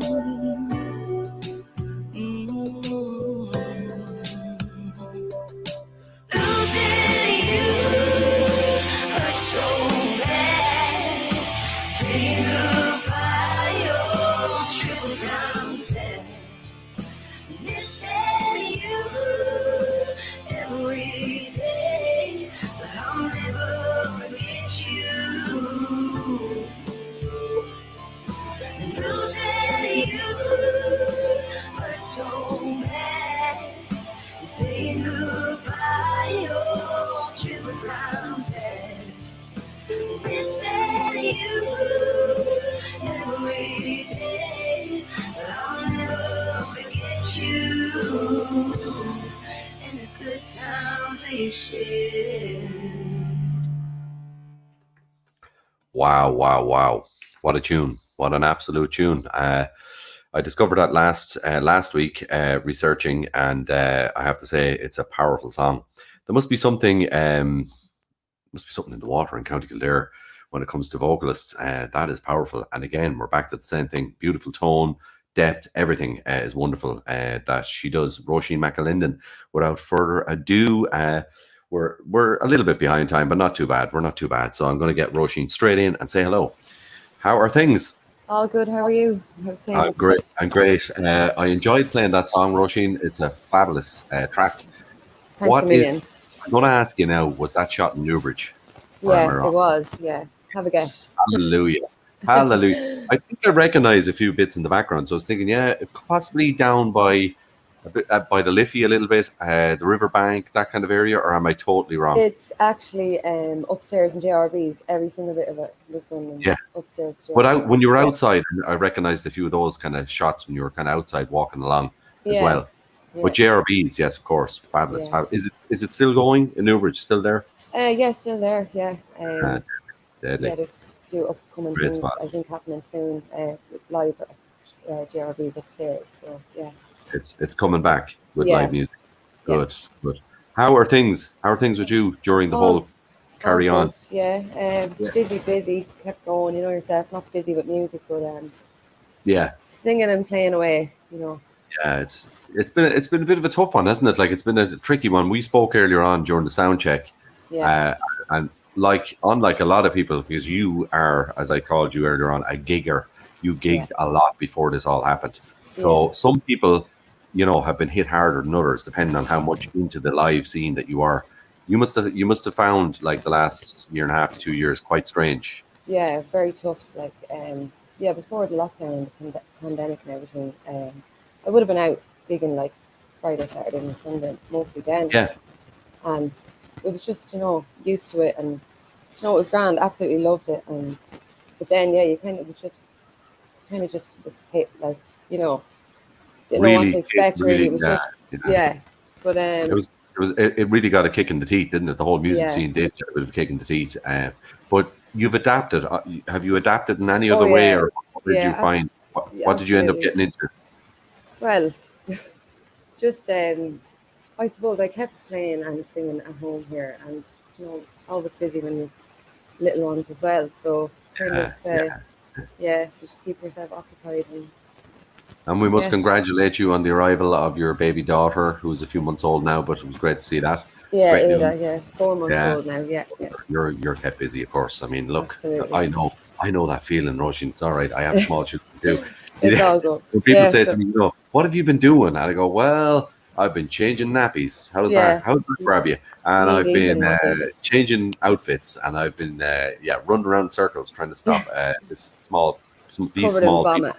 covered in vomit and all that sort of stuff. Ah, Wonderful, yeah, like it's it's great. so I worth wouldn't it. Yeah, change it for the world. I wouldn't that's change it it. for the Yeah, world. Yeah, but people often overlook that when they kind of go, "Yeah, what have you been doing?" Well, that's what I've been doing. I've been really busy, yeah, you know. exactly. I'm But actually just really enjoying it now at the minute, and my music is taking like a little, you know, kind of back seat at the minute, but I don't mind because yeah, you know, there's nothing these wrong are with that. No, yeah, there's nothing wrong with that. It's good. Take a little break. It is good yeah. because it comes back anyway. It's always there and it comes around. Have you found yourself writing a lot more original material when you've had a little Um, bit of time? um, here and there, like, you know, I'll just go into my notes on my phone and just write down stuff. But honestly, I haven't really. It's mostly just like emotions and poems and things like that. I haven't done any Yeah, music really with it. yeah, yeah, Um, I find it's a lot easier to kind of collaborate with people and, yeah, you yeah. know, It's good. It's a good have place to two be. minds Yeah, bouncing. Yeah, yeah, yeah. Yeah, because I do. I remember seeing you first or hearing of you first in June Fest, which is yeah. now a couple of years, good few years back. Because I remember I was there. I think I was up there that year myself, I think and it there was was a bus. 2016. I think. Yeah, around and there was a Yeah, busking, famous busking competition that goes on in Newbridge at June Fest every year, and people do come from far and wide to play music on the streets and everywhere yeah, all around. And you won it in 2016. yeah. And when I heard the results after it was, and they said, "Oh, Roisin McAlinden won," I was like, "Who's Roisin McAlinden? What I the know. what? This girl? I want to know more about this girl. What's the story?" And Yeah, then I, as time went on, got to know more and more about you. And you were young at the time. You were quite young when you won that, yeah, and then you started kind of singing in the bars and different and doing different bits. And then much further on, I heard about you again not that long ago when you were singing with the Chapel Hill Gang in Lil's. yeah, yeah. Brilliant. Oh, I those absolutely love. videos. Yeah, Yeah, you must have enjoyed that. yeah. They kind of just absolutely just took me under the wing, like, and just made me. There's just such great guys, like, Great bunch of guys. Yeah, yeah, and just performing with them. I think it really helped me come out of my shell a little bit as well. yeah. I was kind of so used to just being behind my guitar, like, so when I Mm, got to perform with them, I got to get up, and for ages I didn't know what to do with my hands because yeah, I'd just be yeah, standing at a microphone, like, you know. yeah, But yeah, yeah, no, absolutely brilliant, and just such great musicians. And yeah. And yeah, when you move out, and I remember it very, very well myself. First time you have to do a performance without that guitar in front of your body, it's yeah, very strange, isn't you it? don't. It's Yeah, it very is. It's weird. weird. You just don't Yeah, really know what to do. yeah. 'Cause all of a sudden, your voice is not the only thing that's got to move. You've got to create Yeah, something. You've got to make something work. yeah, but it's good to Uh, be out of your comfort zone as well. I think you kind of it have is to do good. that. Yeah, yeah, Yeah, and I saw the videos online. They're fabulous. When you were with the Chapel Hill Gang, it was really cool. You could yeah, see that you were really getting into it. Like you were yeah, you were developing and growing. yeah, at a Yeah. rapid pace. And then it Uh, just kind of stopped. It's like, yeah, it's I know sad you for were, everyone, really. Yeah. yeah, you were hitting the ground running there. You really were, as just before things kicked off. But do you think that you might, when you get back into it, which you will, probably do a lot more of that, where you can have the guitar or not, and do Yeah. both, kind of get into. Yeah, I think so, definitely. I already have a few songs lined up that Have you? yeah, that I like, some covers that wouldn't be really that well known, that you could kind of make your own and put a stamp on it. Yeah, Just yeah. things like that. Yeah, so I have a few ideas what I want to do, and Yeah, you obviously get remind back me of. in- Do you know what you remind me of now? Do you remember Ray Darcy used to have a thing on when he was with Today FM, and he used to have this series of Even Better Than the Real Thing. I don't know if you remember that, No. but there were albums that came out of bands that we all know in Ireland. So you had like Jack L, or the Hot House Flowers, or Aslan, or Paddy Casey, all those kind of acts that you'd know. But they Yeah. would take an R&B song or something that you would know, Oh, and but what- change it up. Yeah. and change it up acoustically. Yeah. That's what you do that. I love I've seen, doing that. Yeah. I've seen you doing that, and you're Yeah. good at it. You really are good at it. And sometimes that can take on a life of its own and become your trademark single or sound. Yeah, I Which know is what you mean. cool. Because Yeah. if it's not well known, and I think that's something that I've kind of always done naturally. Yeah. Because I tried to learn a song. Say when I started out years ago playing guitar, I tried to learn a song, and I couldn't get it the way it sounded, but I just end up doing it my own way. And then it kind of happened with every song that I learned, and Yeah. just continue to do so. Yeah. Yeah, that's fine. There's nothing wrong with Yeah. that. Yeah. Many years back, and I know where Kildare seems to be the subject of tonight's show for Yeah. some reason. When I was in a band called the Zimmermans, people used to come up to us and say, "Jesus, was that a cover or was that your own song?" And because we would take like a Doors song Yeah. and do it like a Zimmerman song, do you know, that kind of way? Deadly. But Yeah. people kind of knew it was the Doors, but they're like, "Was that the Doors?" Jesus, Yeah. I'm not sure what they were doing there. But I love doing that to audiences, confusing Yeah. them. Have people wonderfully. asking questions then? Yeah. Yeah, make them ask questions. Covers are fun, but do it your own way. Absolutely do it your own way. Yeah. But tell me this and tell me more. What is the future like? Do you think could you see yourself recording? Hopefully at some point soon. Yeah, hopefully I have some opportunities coming up. I know the gigs are starting to kind of slowly creep back in, just the pub scene, and that'll be good to kind of build my confidence back up again, after being Yeah. not performing for a Yeah. long time. And I've still been kind of doing a few weddings here and there, so Yeah. I keep singing away and playing guitar, and I have the passion and the drive for it anyway, so I know that I will kind of. You were Go up in back when BIM. You were up in BIM in Dublin studying vocals. Yeah, I was actually. I was going to say that to you. You were doing the songwriting, and I was doing the vocals. We were actually there the same year. I don't know if you know that. I didn't know that. Oh, were we there the Yeah, same I year? used to see you on Friday, lads, yeah. that's so cool. That's so Yeah. cool. I didn't know that. See, Yeah. I didn't know that. That's cool. Yeah, I went up there. Of all things, when I look back on it now, it's kind of bizarre, right? it was a great. I think I enjoyed just going back to college more than the actual studying of songwriting. Just to be honest, Yeah. I didn't do it so long, but I did learn a lot. I really did. But how did you find it? How did you find going to college to study vocals? I'm assuming you probably were being tutored by Shirley. I could be wrong. Shirley, let me try to think now. I think it's Shirley This- Buxman. Oh yeah, her yeah. Yeah, I had her. She Fabulous was, lady. She's best known for Maniac 2000. Maniac 2000. 3000. Yeah, which, Or 3000, yeah. And everybody remembers that. You remember that, like, yeah. and her vocal on that, like, it's very. But look, that's only a little bit of Yeah, what she can do. She's an amazing lady and a great tutor. Did it help vocally Yeah, for you? I Did you actually- pick up, did you? Yeah, I picked up a lot of things actually, and she was very helpful. And I found that she was just a very interesting woman as well. She is.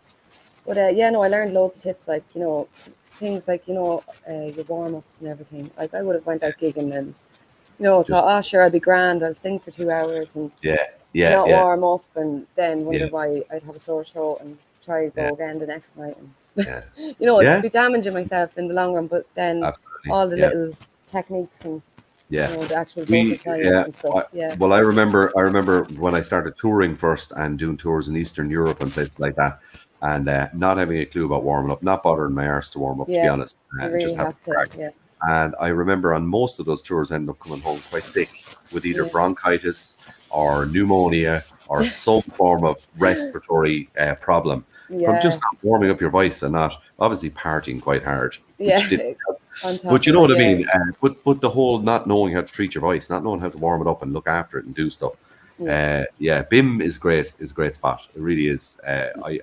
There's good people up there. Like I have to say, their intentions are good for music. Really like. good and very talented people. Like you meet some great contacts there as well. It's good. Did you make a lot of contacts there? Yeah. Yeah, well, there's a good few people like I would have kept in contact with and still would have on Facebook, and you can see them kind of still doing their thing, and it's nice to see that as well. You know. Yeah. Yeah.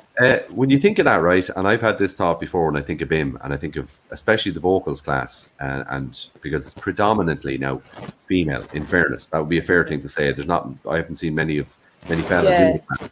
But do you know the new movement that has happened there in the last couple of years, where all of the female acts got together and did a wonderful cover version of the Cranberries song? Oh yeah, that was. I'm not sure. I can't think of the name of the group now. At the minute, it'll spring to my mind when it's too late. But anyway.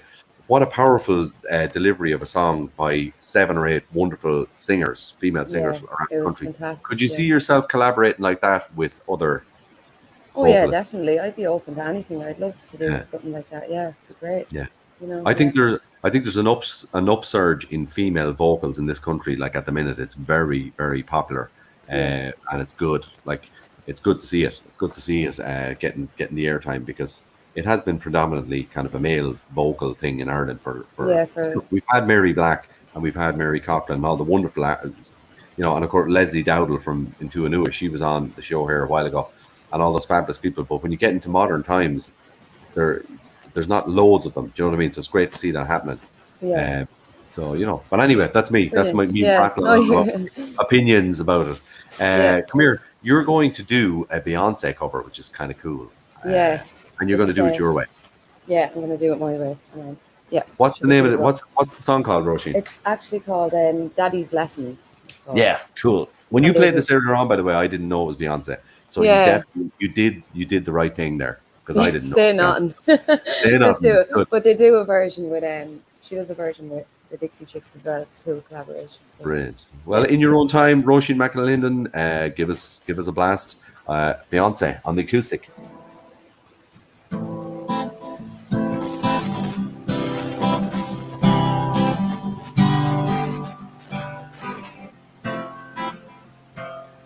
Came into this world, Daddy's little girl, and Daddy made a soldier out of me.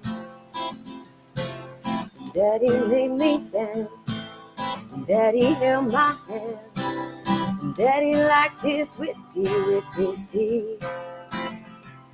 And we rode motorcycles, blackjack, classic, fine old tough girl is what I had to be. He said, take care of your mother, watch out for your sister, and that's when Daddy looked at me. With his gun and his head held high, he told me not to cry. Oh, my daddy said shoot. Oh, my daddy said shoot. With his right hand on his rifle and his forehead on the Bible, my daddy said shoot. Oh, my daddy said shoot.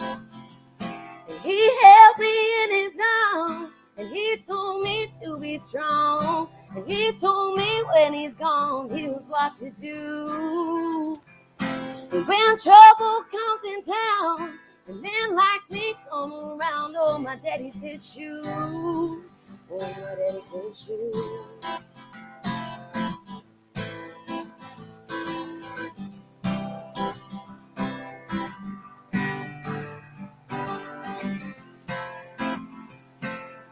Daddy made me fight. It wasn't always right, but he said, girl, it's your Second Amendment. He always played it good, but Daddy was no fool. And right before he died, he said, remember.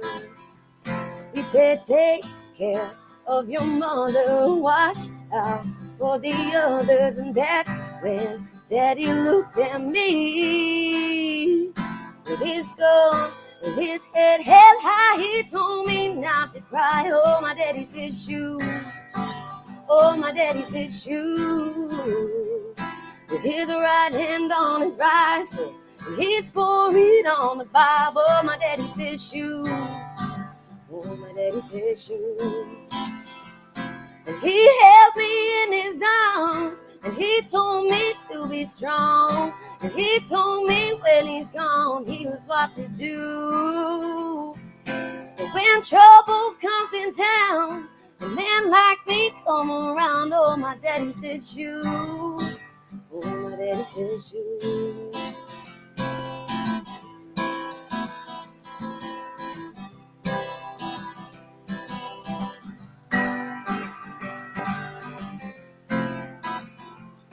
My daddy warned me about men like you. He said, baby, girl, he's playing you. He's playing you. Cause when trouble comes in town, a man like me come around. Oh, my daddy said shoot. Oh, my daddy said shoot.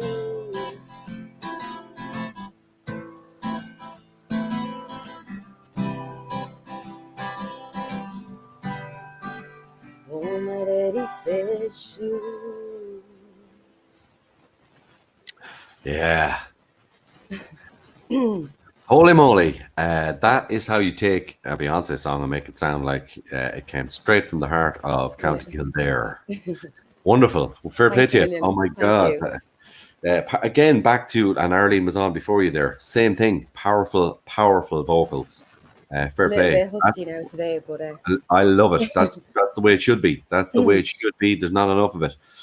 Getting back to the female vocal, it's a wonderful thing. It needs to be what it should be, and both of you tonight have demonstrated that in abundance.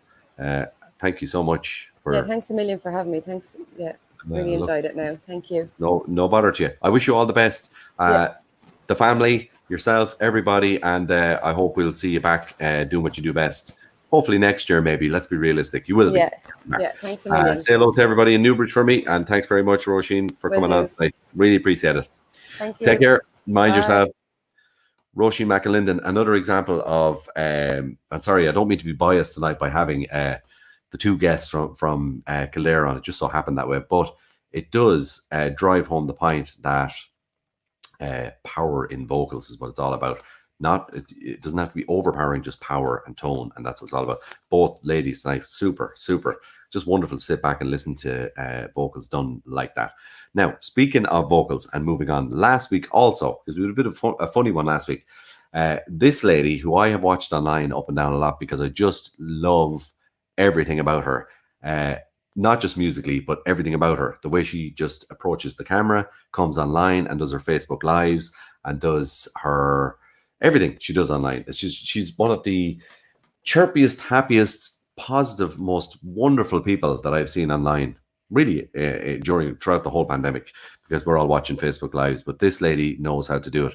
And I have to say, she puts on a live show that's so interactive, and so just amazing to watch. But I'm going to play her song again because last week we had a bit of a disaster with the sound and delays and echoes and all that stuff. The gremlins, as I call them, the Facebook gremlins, or the internet gremlins, not Facebook. Apologies, not blaming you.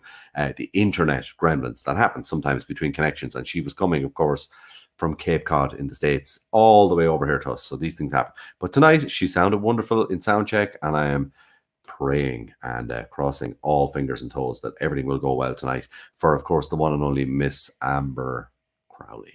But before we do that, and before we go join her, because I'm really looking forward to it, I want to play this again. This is Reach for the Stars by Amber Crowley, and I want you to have a listen to this and just get in the mood as our last guest tonight. Let's kick back and enjoy this.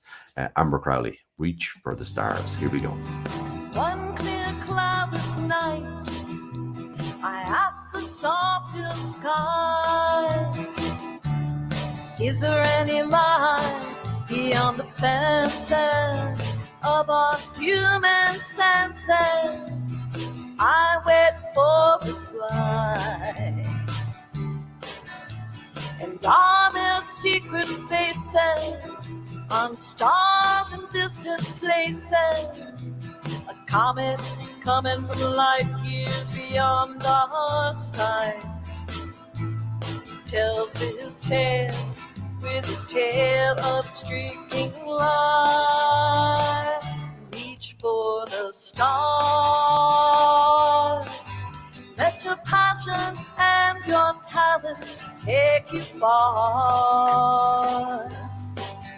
Hidden galaxies of dreams keep coming true.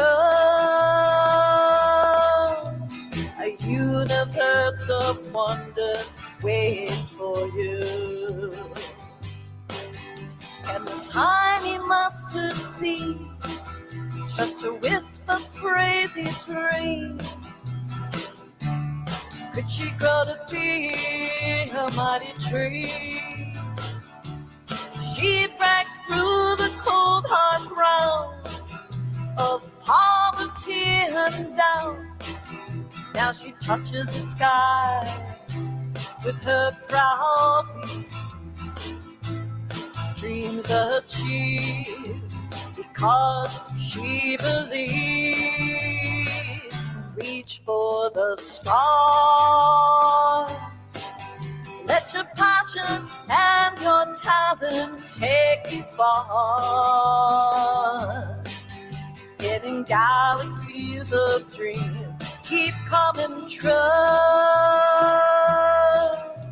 A universe of wonder waits for you. Reach for the stars.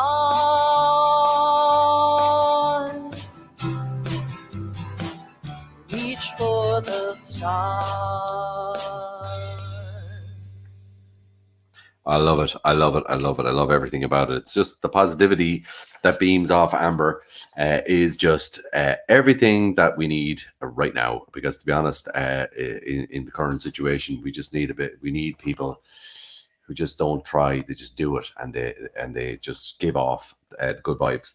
And of course, last week we had, as I said, we had a little bit of a sound disaster and a little bit of a sort of a delayed situation with the connections between here and Cape Cod, and I'm delighted and over the moon to welcome back Amber Crowley. And I'm praying now, Amber, that we'll be okay. So let's see what happens. Hello, Amber. Welcome. Hi, how are you? Nice to see you. I think we're going to be okay. So far, so I think good. so Okay? too. Thank you so much for that wonderful introduction. You deserve it. After last week, you deserve it, my friend, because you braved your way through last week, and it was so hard and so tough on both of us for each end here, trying to make sense of it and trying to get our interview going. And it was tough, and you I'm so stayed happy with to it. be here. Yeah, it's great to have you back. Listen, I love that song, by the way, "Reach for the Stars." Thank Tell us a you. little bit about that song. It's really positive, good Well, vibes. yeah, dear. Thank you so much. And I have to say a big shout out and hugs to all my friends in Ireland. I want to visit someday soon because I Do. love the music and the people in Ireland. So big hugs to you. And hello to anybody that's listening out there. So I have to say that Reach for the Stars, it came from thinking about the astrophysicists that were studying the comet.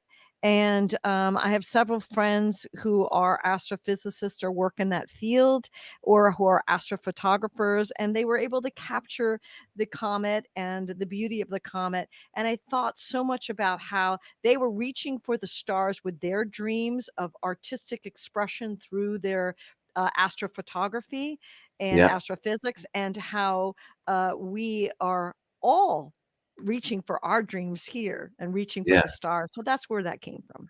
You know, now you see, nobody has ever explained the meaning of a song like that to me before, and that's how I piece it together now. And I think of you being a physician, okay, and from that background, and you've explained that totally the opposite to what I was expecting. Yeah, and it's wonderful. It's wonderful because, you know, most people say, "Oh, reach for the stars.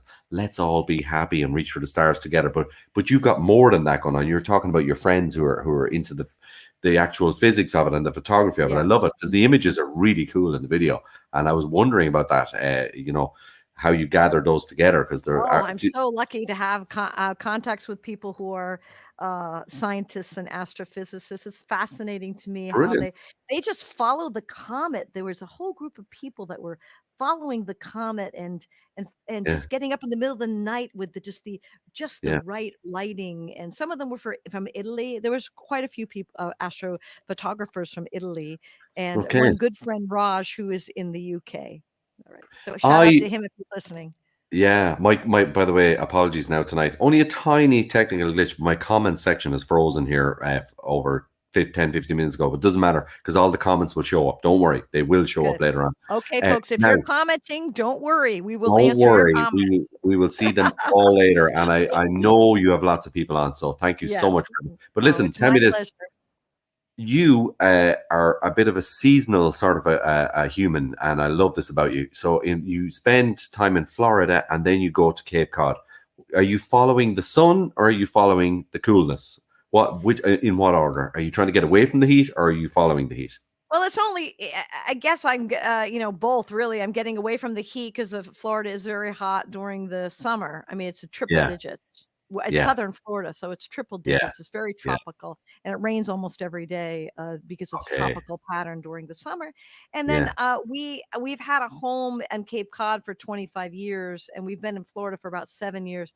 Again, this is really the first summer that I've been able to take the whole summer off because I just recently retired from medicine. Otherwise, I was going back and forth and still working as a lot of frontline travel. emergency physician with patients with COVID, and so I was here for a couple weeks, then I'd go back and I'd Yeah, work, and then I'd come back. So this is the first summer I've had the whole summer to just yeah. focus on recording and music.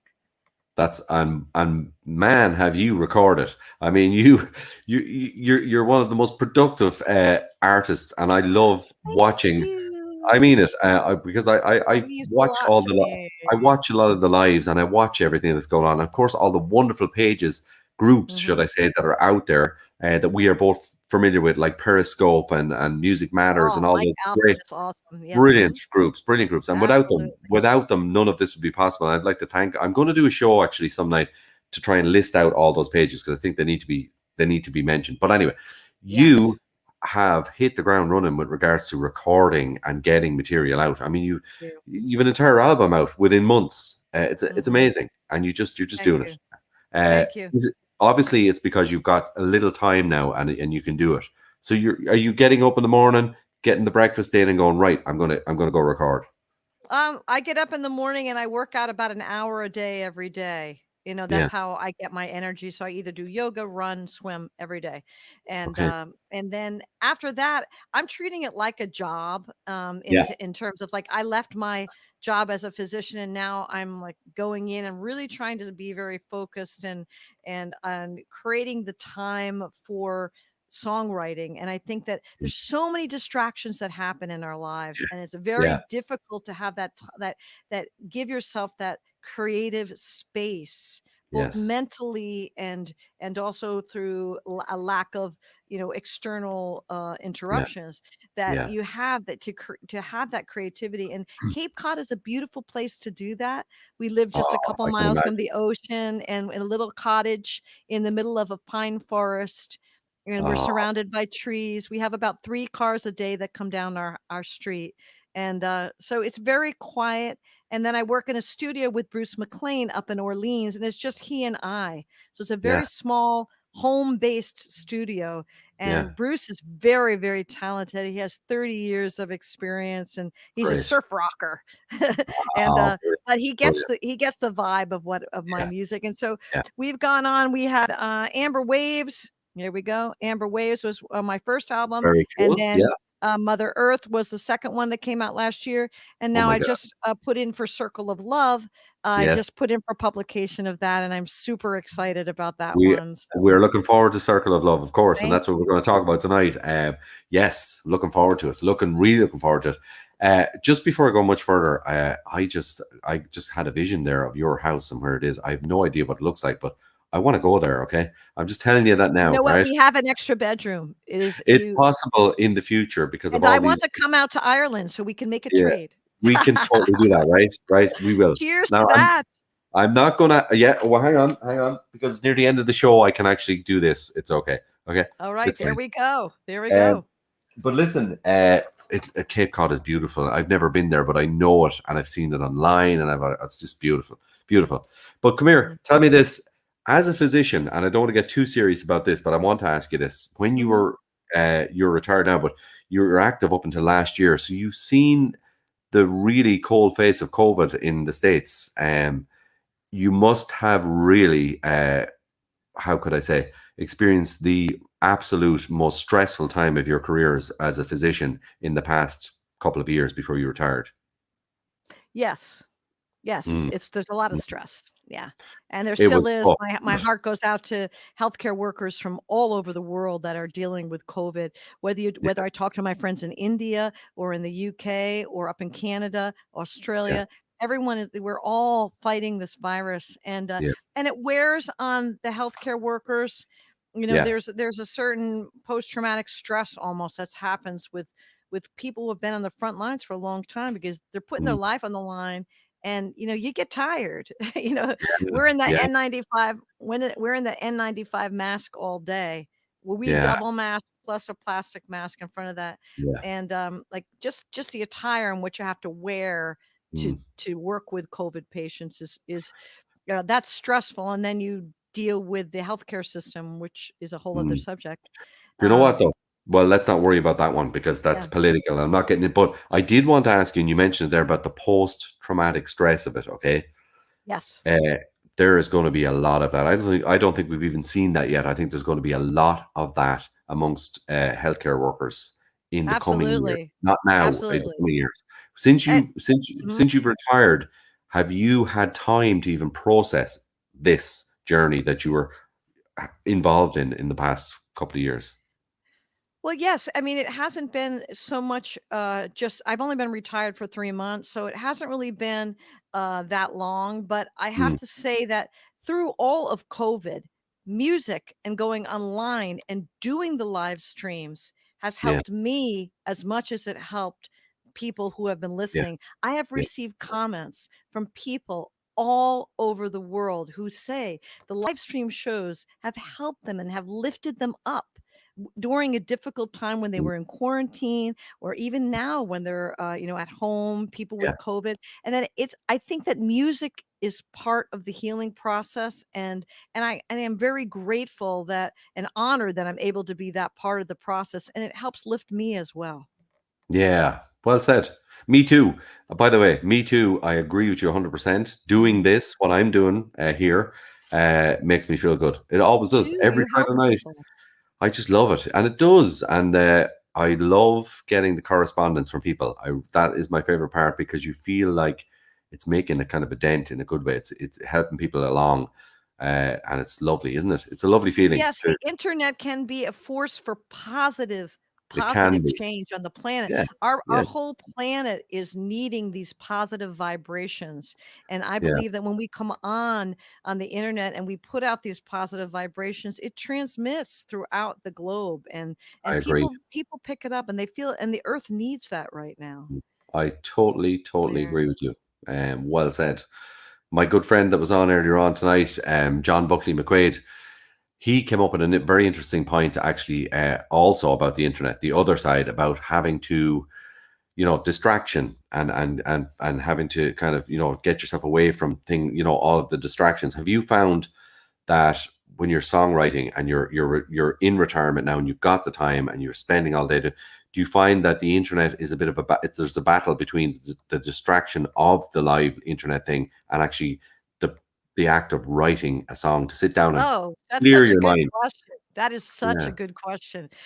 Yeah, I don't my phone is not near me when I'm writing. My phone yeah, has to be in the other room. yeah. It just has to be.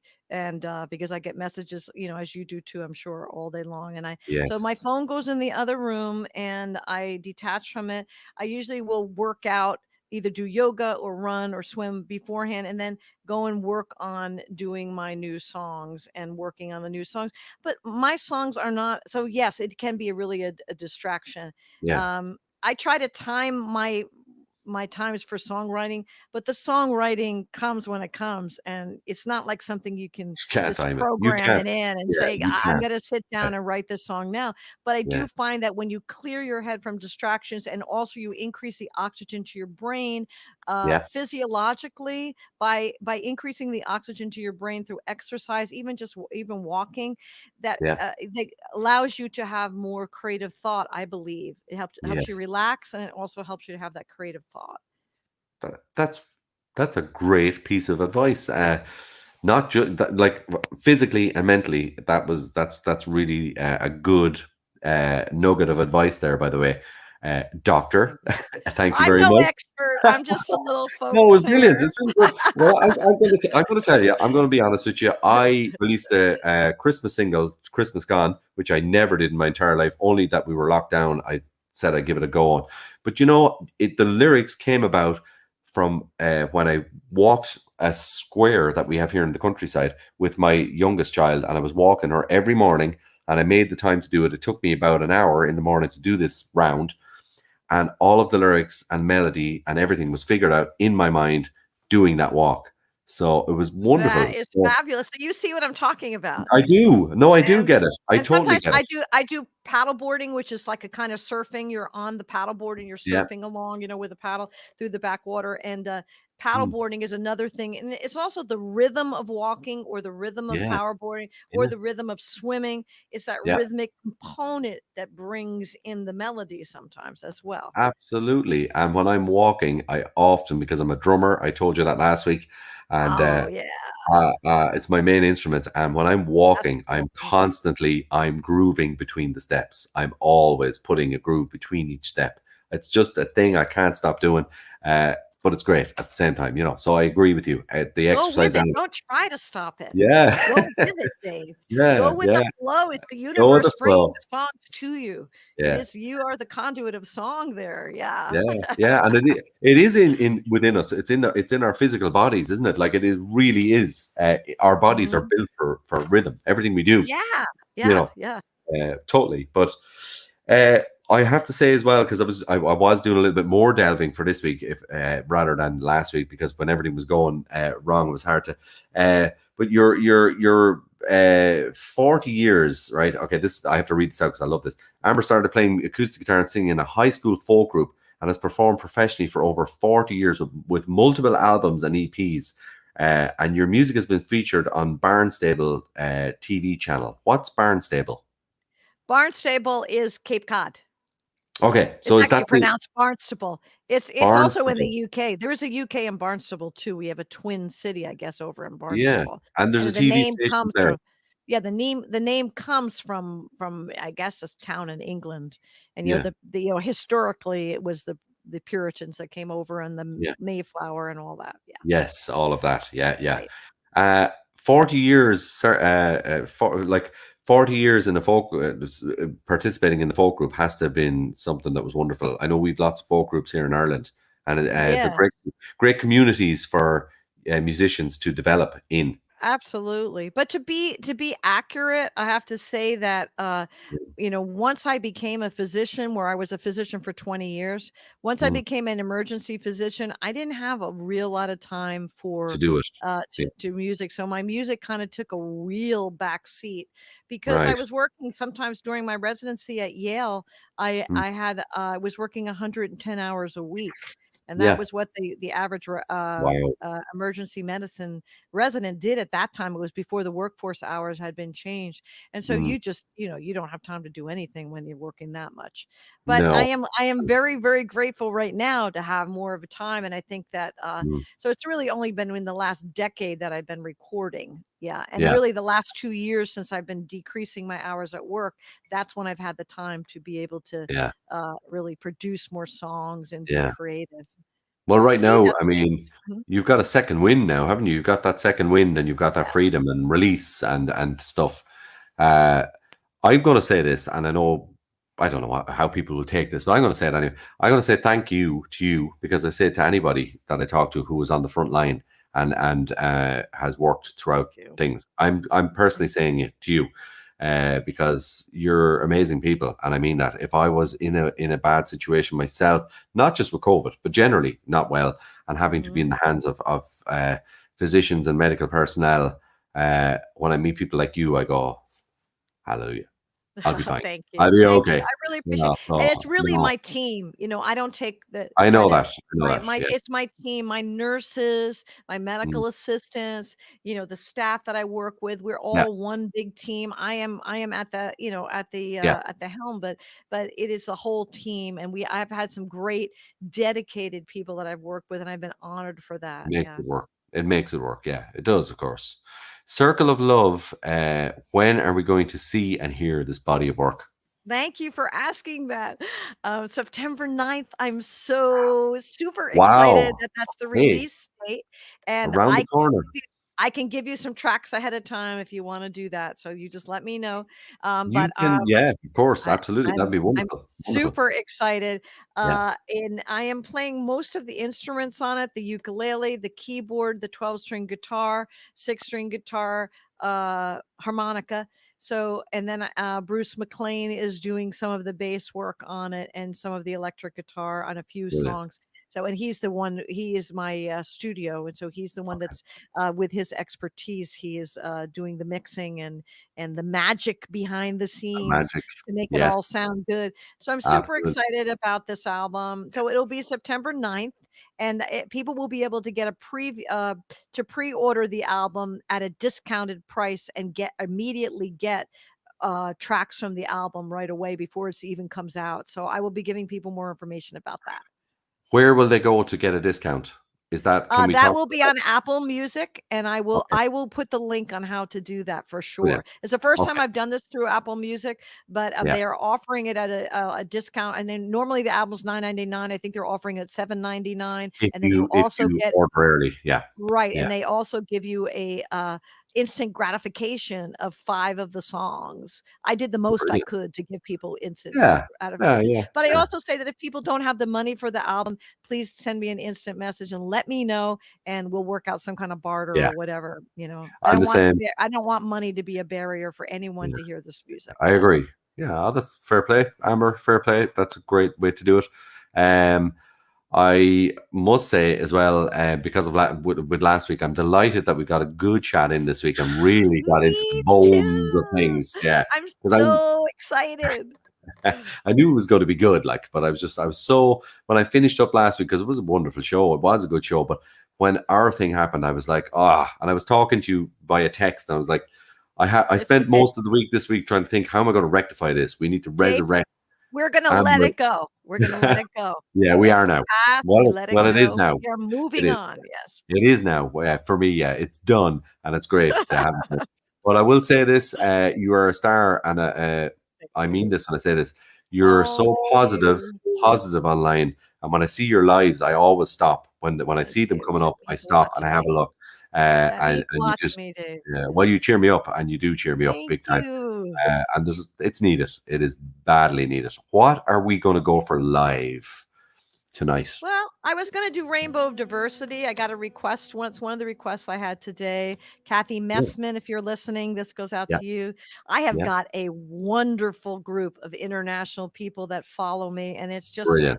been so wonderful. I love them, and it's wonderful. But this song, Rainbow of Diversity, I would have to say, in terms of songs that I've written, these lyrics are very, very important to me, and especially during this time of the racial push for racial Yeah. equality and gender equality on our Mm, planet. And so that's why I wrote the song, The Rainbow of Diversity.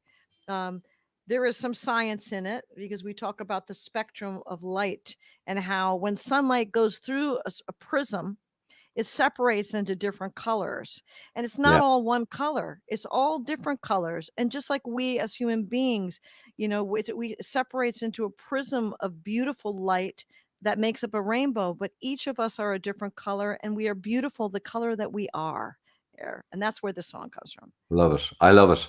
Yeah. Amber, wow. We should have like a kind of a meditation section where we get you on doing this kind of stuff. I love it. Really good. Thank you. Really good. In your own time, take it away, Amber Crowley. I'm so glad Oh, thank we have you. We have defied the gods of the internet and rectified this situation. But take it away when you're ready. It was meant to be. Thank you so much. And you can find this song on my YouTube channel as well. There is a video that goes along with this. Here we go. Rainbow of Diversity. Kathy Messman, if you're listening, this is for you. Hey, what if your neighbor doesn't look like you? Leave the books you do or share point of view, you might find it true. Our differences can make us shine. Like sunlight through a prism shows each color of the spectrum. Beauty glow in a rainbow that reaches far across the sky. Just one color doesn't make a rainbow any more than just one note can make a song. See the beauty, we embrace diversity, and hear the rainbow's harmony, where all colors flow. Whatever your gender or the color of your skin, who you choose to love or the country you live, we can champion this wonderful world's diversity. Let's all rise with pride and dignity, and let's erase the hate with loving harmony. Find kind acceptance in our new unity. Just one color doesn't make a rainbow any more than just one note can make a song. See the beauty, all that we embrace with us, oh, and hear the rainbow's song, where all colors flow. We're all different notes in the song of life. Each note beats to its own time. We might not recognize your new neighbor's melody. It might seem to be all in such an unfamiliar key. Oh, but if you listen openly, you'll hear their soul symphony. Just one color doesn't make a rainbow any more than just one note can make a song. See the beauty, oh, and we embrace the earth, oh, and the rainbow's harmony, where all colors flow.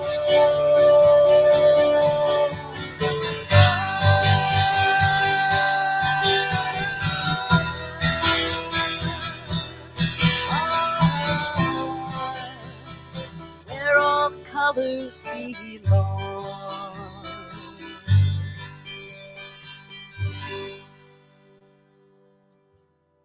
Yes, yes, yes. Indeed.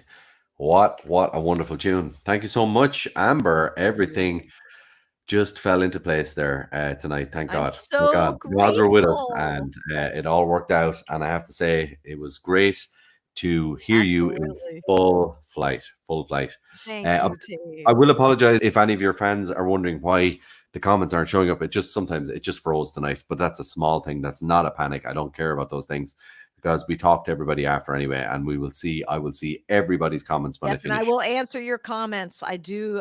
One thing Yeah. I do is I will answer your comments Yeah. for sure. Yeah. Mhm. We reassure everybody if that's important. Yes. Thank you so much. We ran. Well, we didn't run overtime. We went overtime because we wanted to go overtime, and I'm delighted we Thank did. you.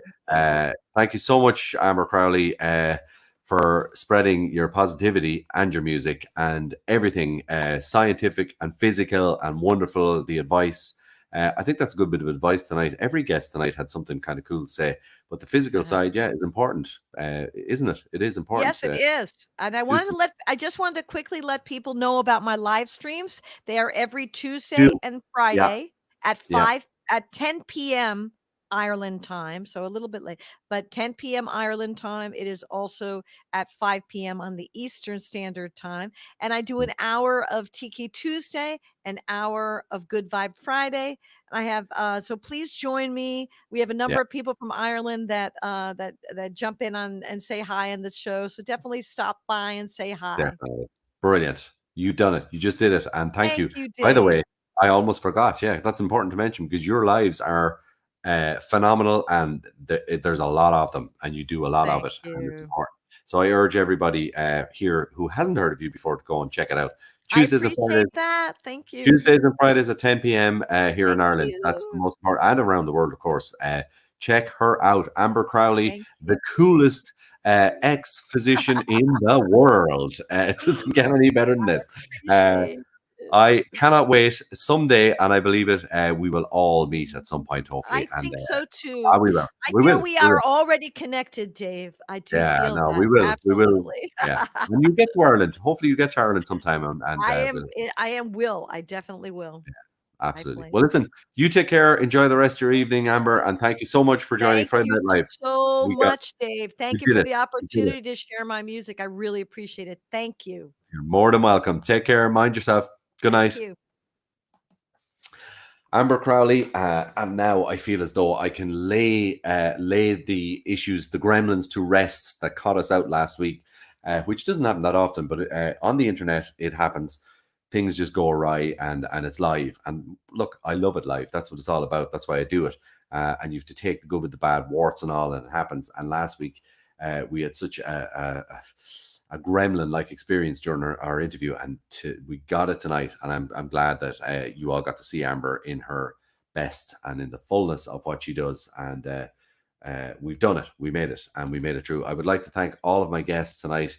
The uber cool Mr. John Buckley McQuaid, who came on first tonight and gave us some great advice about the world, about Ireland, and about music in general. I loved that interview. I won't forget that for a long, long time.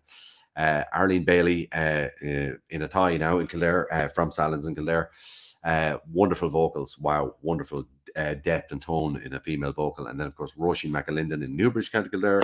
So 2 Kildare acts tonight, and then finishing off with the wonderful Amber Crowley in Cape Cod and sometimes Florida, depending on what time of the year you speak to her. So I can't thank you all so much, my guests tonight, for coming along. I do have to do a few little shameless plugs before we finish up tonight. It's not my favorite thing to do, but I have to do it anyway because it's important. Shows like this that are Friday Night Live, we do throw it out there with a little PayPal thing. You can see it going along the bottom of the screen. It's a little PayPal link. It's there. It's not compulsory. You don't have to do anything about it. You can just look at it and go whatever. But it's there. And just to say to you, small donations or any donations are help towards the show. That's what it's there for. It's not for me. It's to keep the show ticking over, keep the cost of it moving along, keep the equipment moving and repaired and going, and all these things that can go wrong, which you might not realize, but it does happen when you're doing this every week. So that kind of stuff. So if you want to make any kind of a donation to the show, Friday Night Live, please do. I really appreciate it. People have been really good, by the way. And I wasn't sure about putting the link at all in the show because it's not something I was very comfortable with. But I put it in there a while back. A couple of friends of mine said, give it a go. And I did. And my God, people have been very supportive. So thank you so much to everybody, by the way, who have donated. And thank you. So if you want to, it's up to you. If you love the show, if you like what you see, there it is. That's the link. That too, I just want to throw this out there because it's important. This is my album, so shameless plug, time of the night. It's called Bring Out the Light. If you like it and you want to hear it, there's 10 tracks on it. You're going to hear one of them now in a minute because I'm going to do the shameless plug to finish up the show. If you want to buy one of those through PayPal as well and get some bang for your buck or something for your donation, you can get one of these off me either. So you can private message me through Facebook. It's easy enough. And if you want to get an album, that's it. Otherwise, thank you so much once again. 19 weeks in, and it's just getting better and better. My guests tonight really have opened the doors to new kind of avenues, and I'm kind of trying to do that to kind of widen the net. And that's why I put the call out during the week for actors, artists, musicians, singers, sculptors, promoters, directors, movie makers, storytellers, all the people, everybody out there. It's not just music, because it's very easy for me to sit here because I'm a musician and just focus on music all the time. There is a whole world of art out there that needs to be heard and can be heard through Friday Night Live. And it's here, guys, and it's going to be here all winter. Since I put the call out poster out, there is a massive response after taking place in the past couple of days since I put it out. So I can tell you right now, it's already probably going to be booked up until the new year already. So if you see the poster online and you want to get involved in Friday Night Live, get your name in the pot like really soon, because I can tell you now, and I'm not just saying it, it's going to be booked up well into the beginning of next year so far. And that's only looking at the list that I have so far. So if you know anybody that wants to come on the show, tell them about it. Let me know, because I want to discover new stuff all the time. I love it. That's the best part of doing this. It's my guilty pleasure. Anyway, long story short, that is it, lads. I'm going to wrap it up. I'm going to have a couple of drinks. I'm going to sit back and have a couple of drinks now and sail off into the night and enjoy myself watching all the comments and looking back at the show and all that kind of stuff. I love to do that. So, by the way, if you want to contact me, feel free. I hang out for half hour, an hour after the show. I'll be on the old Facebook Messenger or whatever. By the way, you can watch this on YouTube as well and Twitter. We're live on YouTube and Twitter, and it's just YouTube/Dave Morrissey and Twitter/Dave Morrissey Music. So just go to either page and you can catch it. It's live there as well. So here we go. I'm going to leave you with the title track off my album, which was shot in London. The video, we had a great time way back outside a pub called Monkey Chews, which used to be owned by the Pogues at the time. You'll see those scenes at the end, but it's kind of Camden Lock, Camden area in London, which is one of my favorite places to go. And we shot this single there back in 2009, I think it was. So enjoy this, guys, and good night, God bless, and see y'all next week. The guest lineup next week is very interesting. My first guest on next week is one of my favorite people in the Irish music industry ever. I can tell you that now. Okay, that's just my opinion and what I like. So tune in next week. It's going to be awesome. Here we go. I'm going to leave you with this. This is called Bring Out the Light, title track off the album. Good night, lads, and God bless. Thanks for tuning in to Friday Night Live. See y'all next week. Kudos. Mind yourselves. Be good. It's just one step into the light and I'm feeling high as a kite. It's just one more twist of the screw and I know I can get through to you.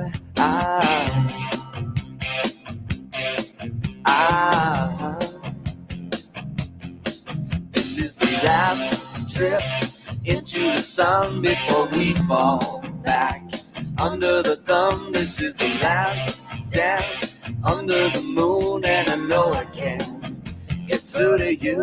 Bring out the light. Bring out the light. Bring out the light. Bring out the light. You run, you hide, you cheat, you lie. The truth is a thing that you can't find. That's why I've got to take you back to show you how to see the light. Yeah, yeah. Yeah, yeah, yeah, yeah. Bring out the light. Bring out the light. Bring out the light. Bring out the light. Bring it. Everyone knows it's a feeling you can really just let yourself go and believe it and receive it.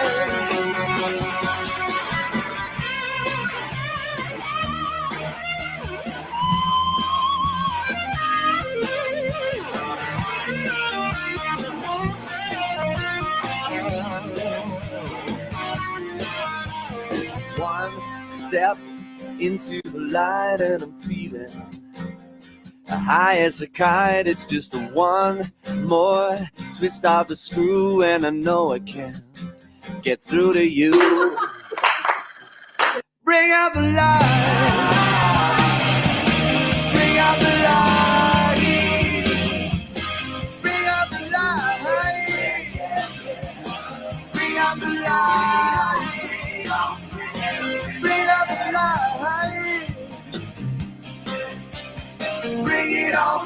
it on, bring it on, bring it. Bring out the light, bring out the light. Oh, bring it on, bring it on, bring it on, bring it.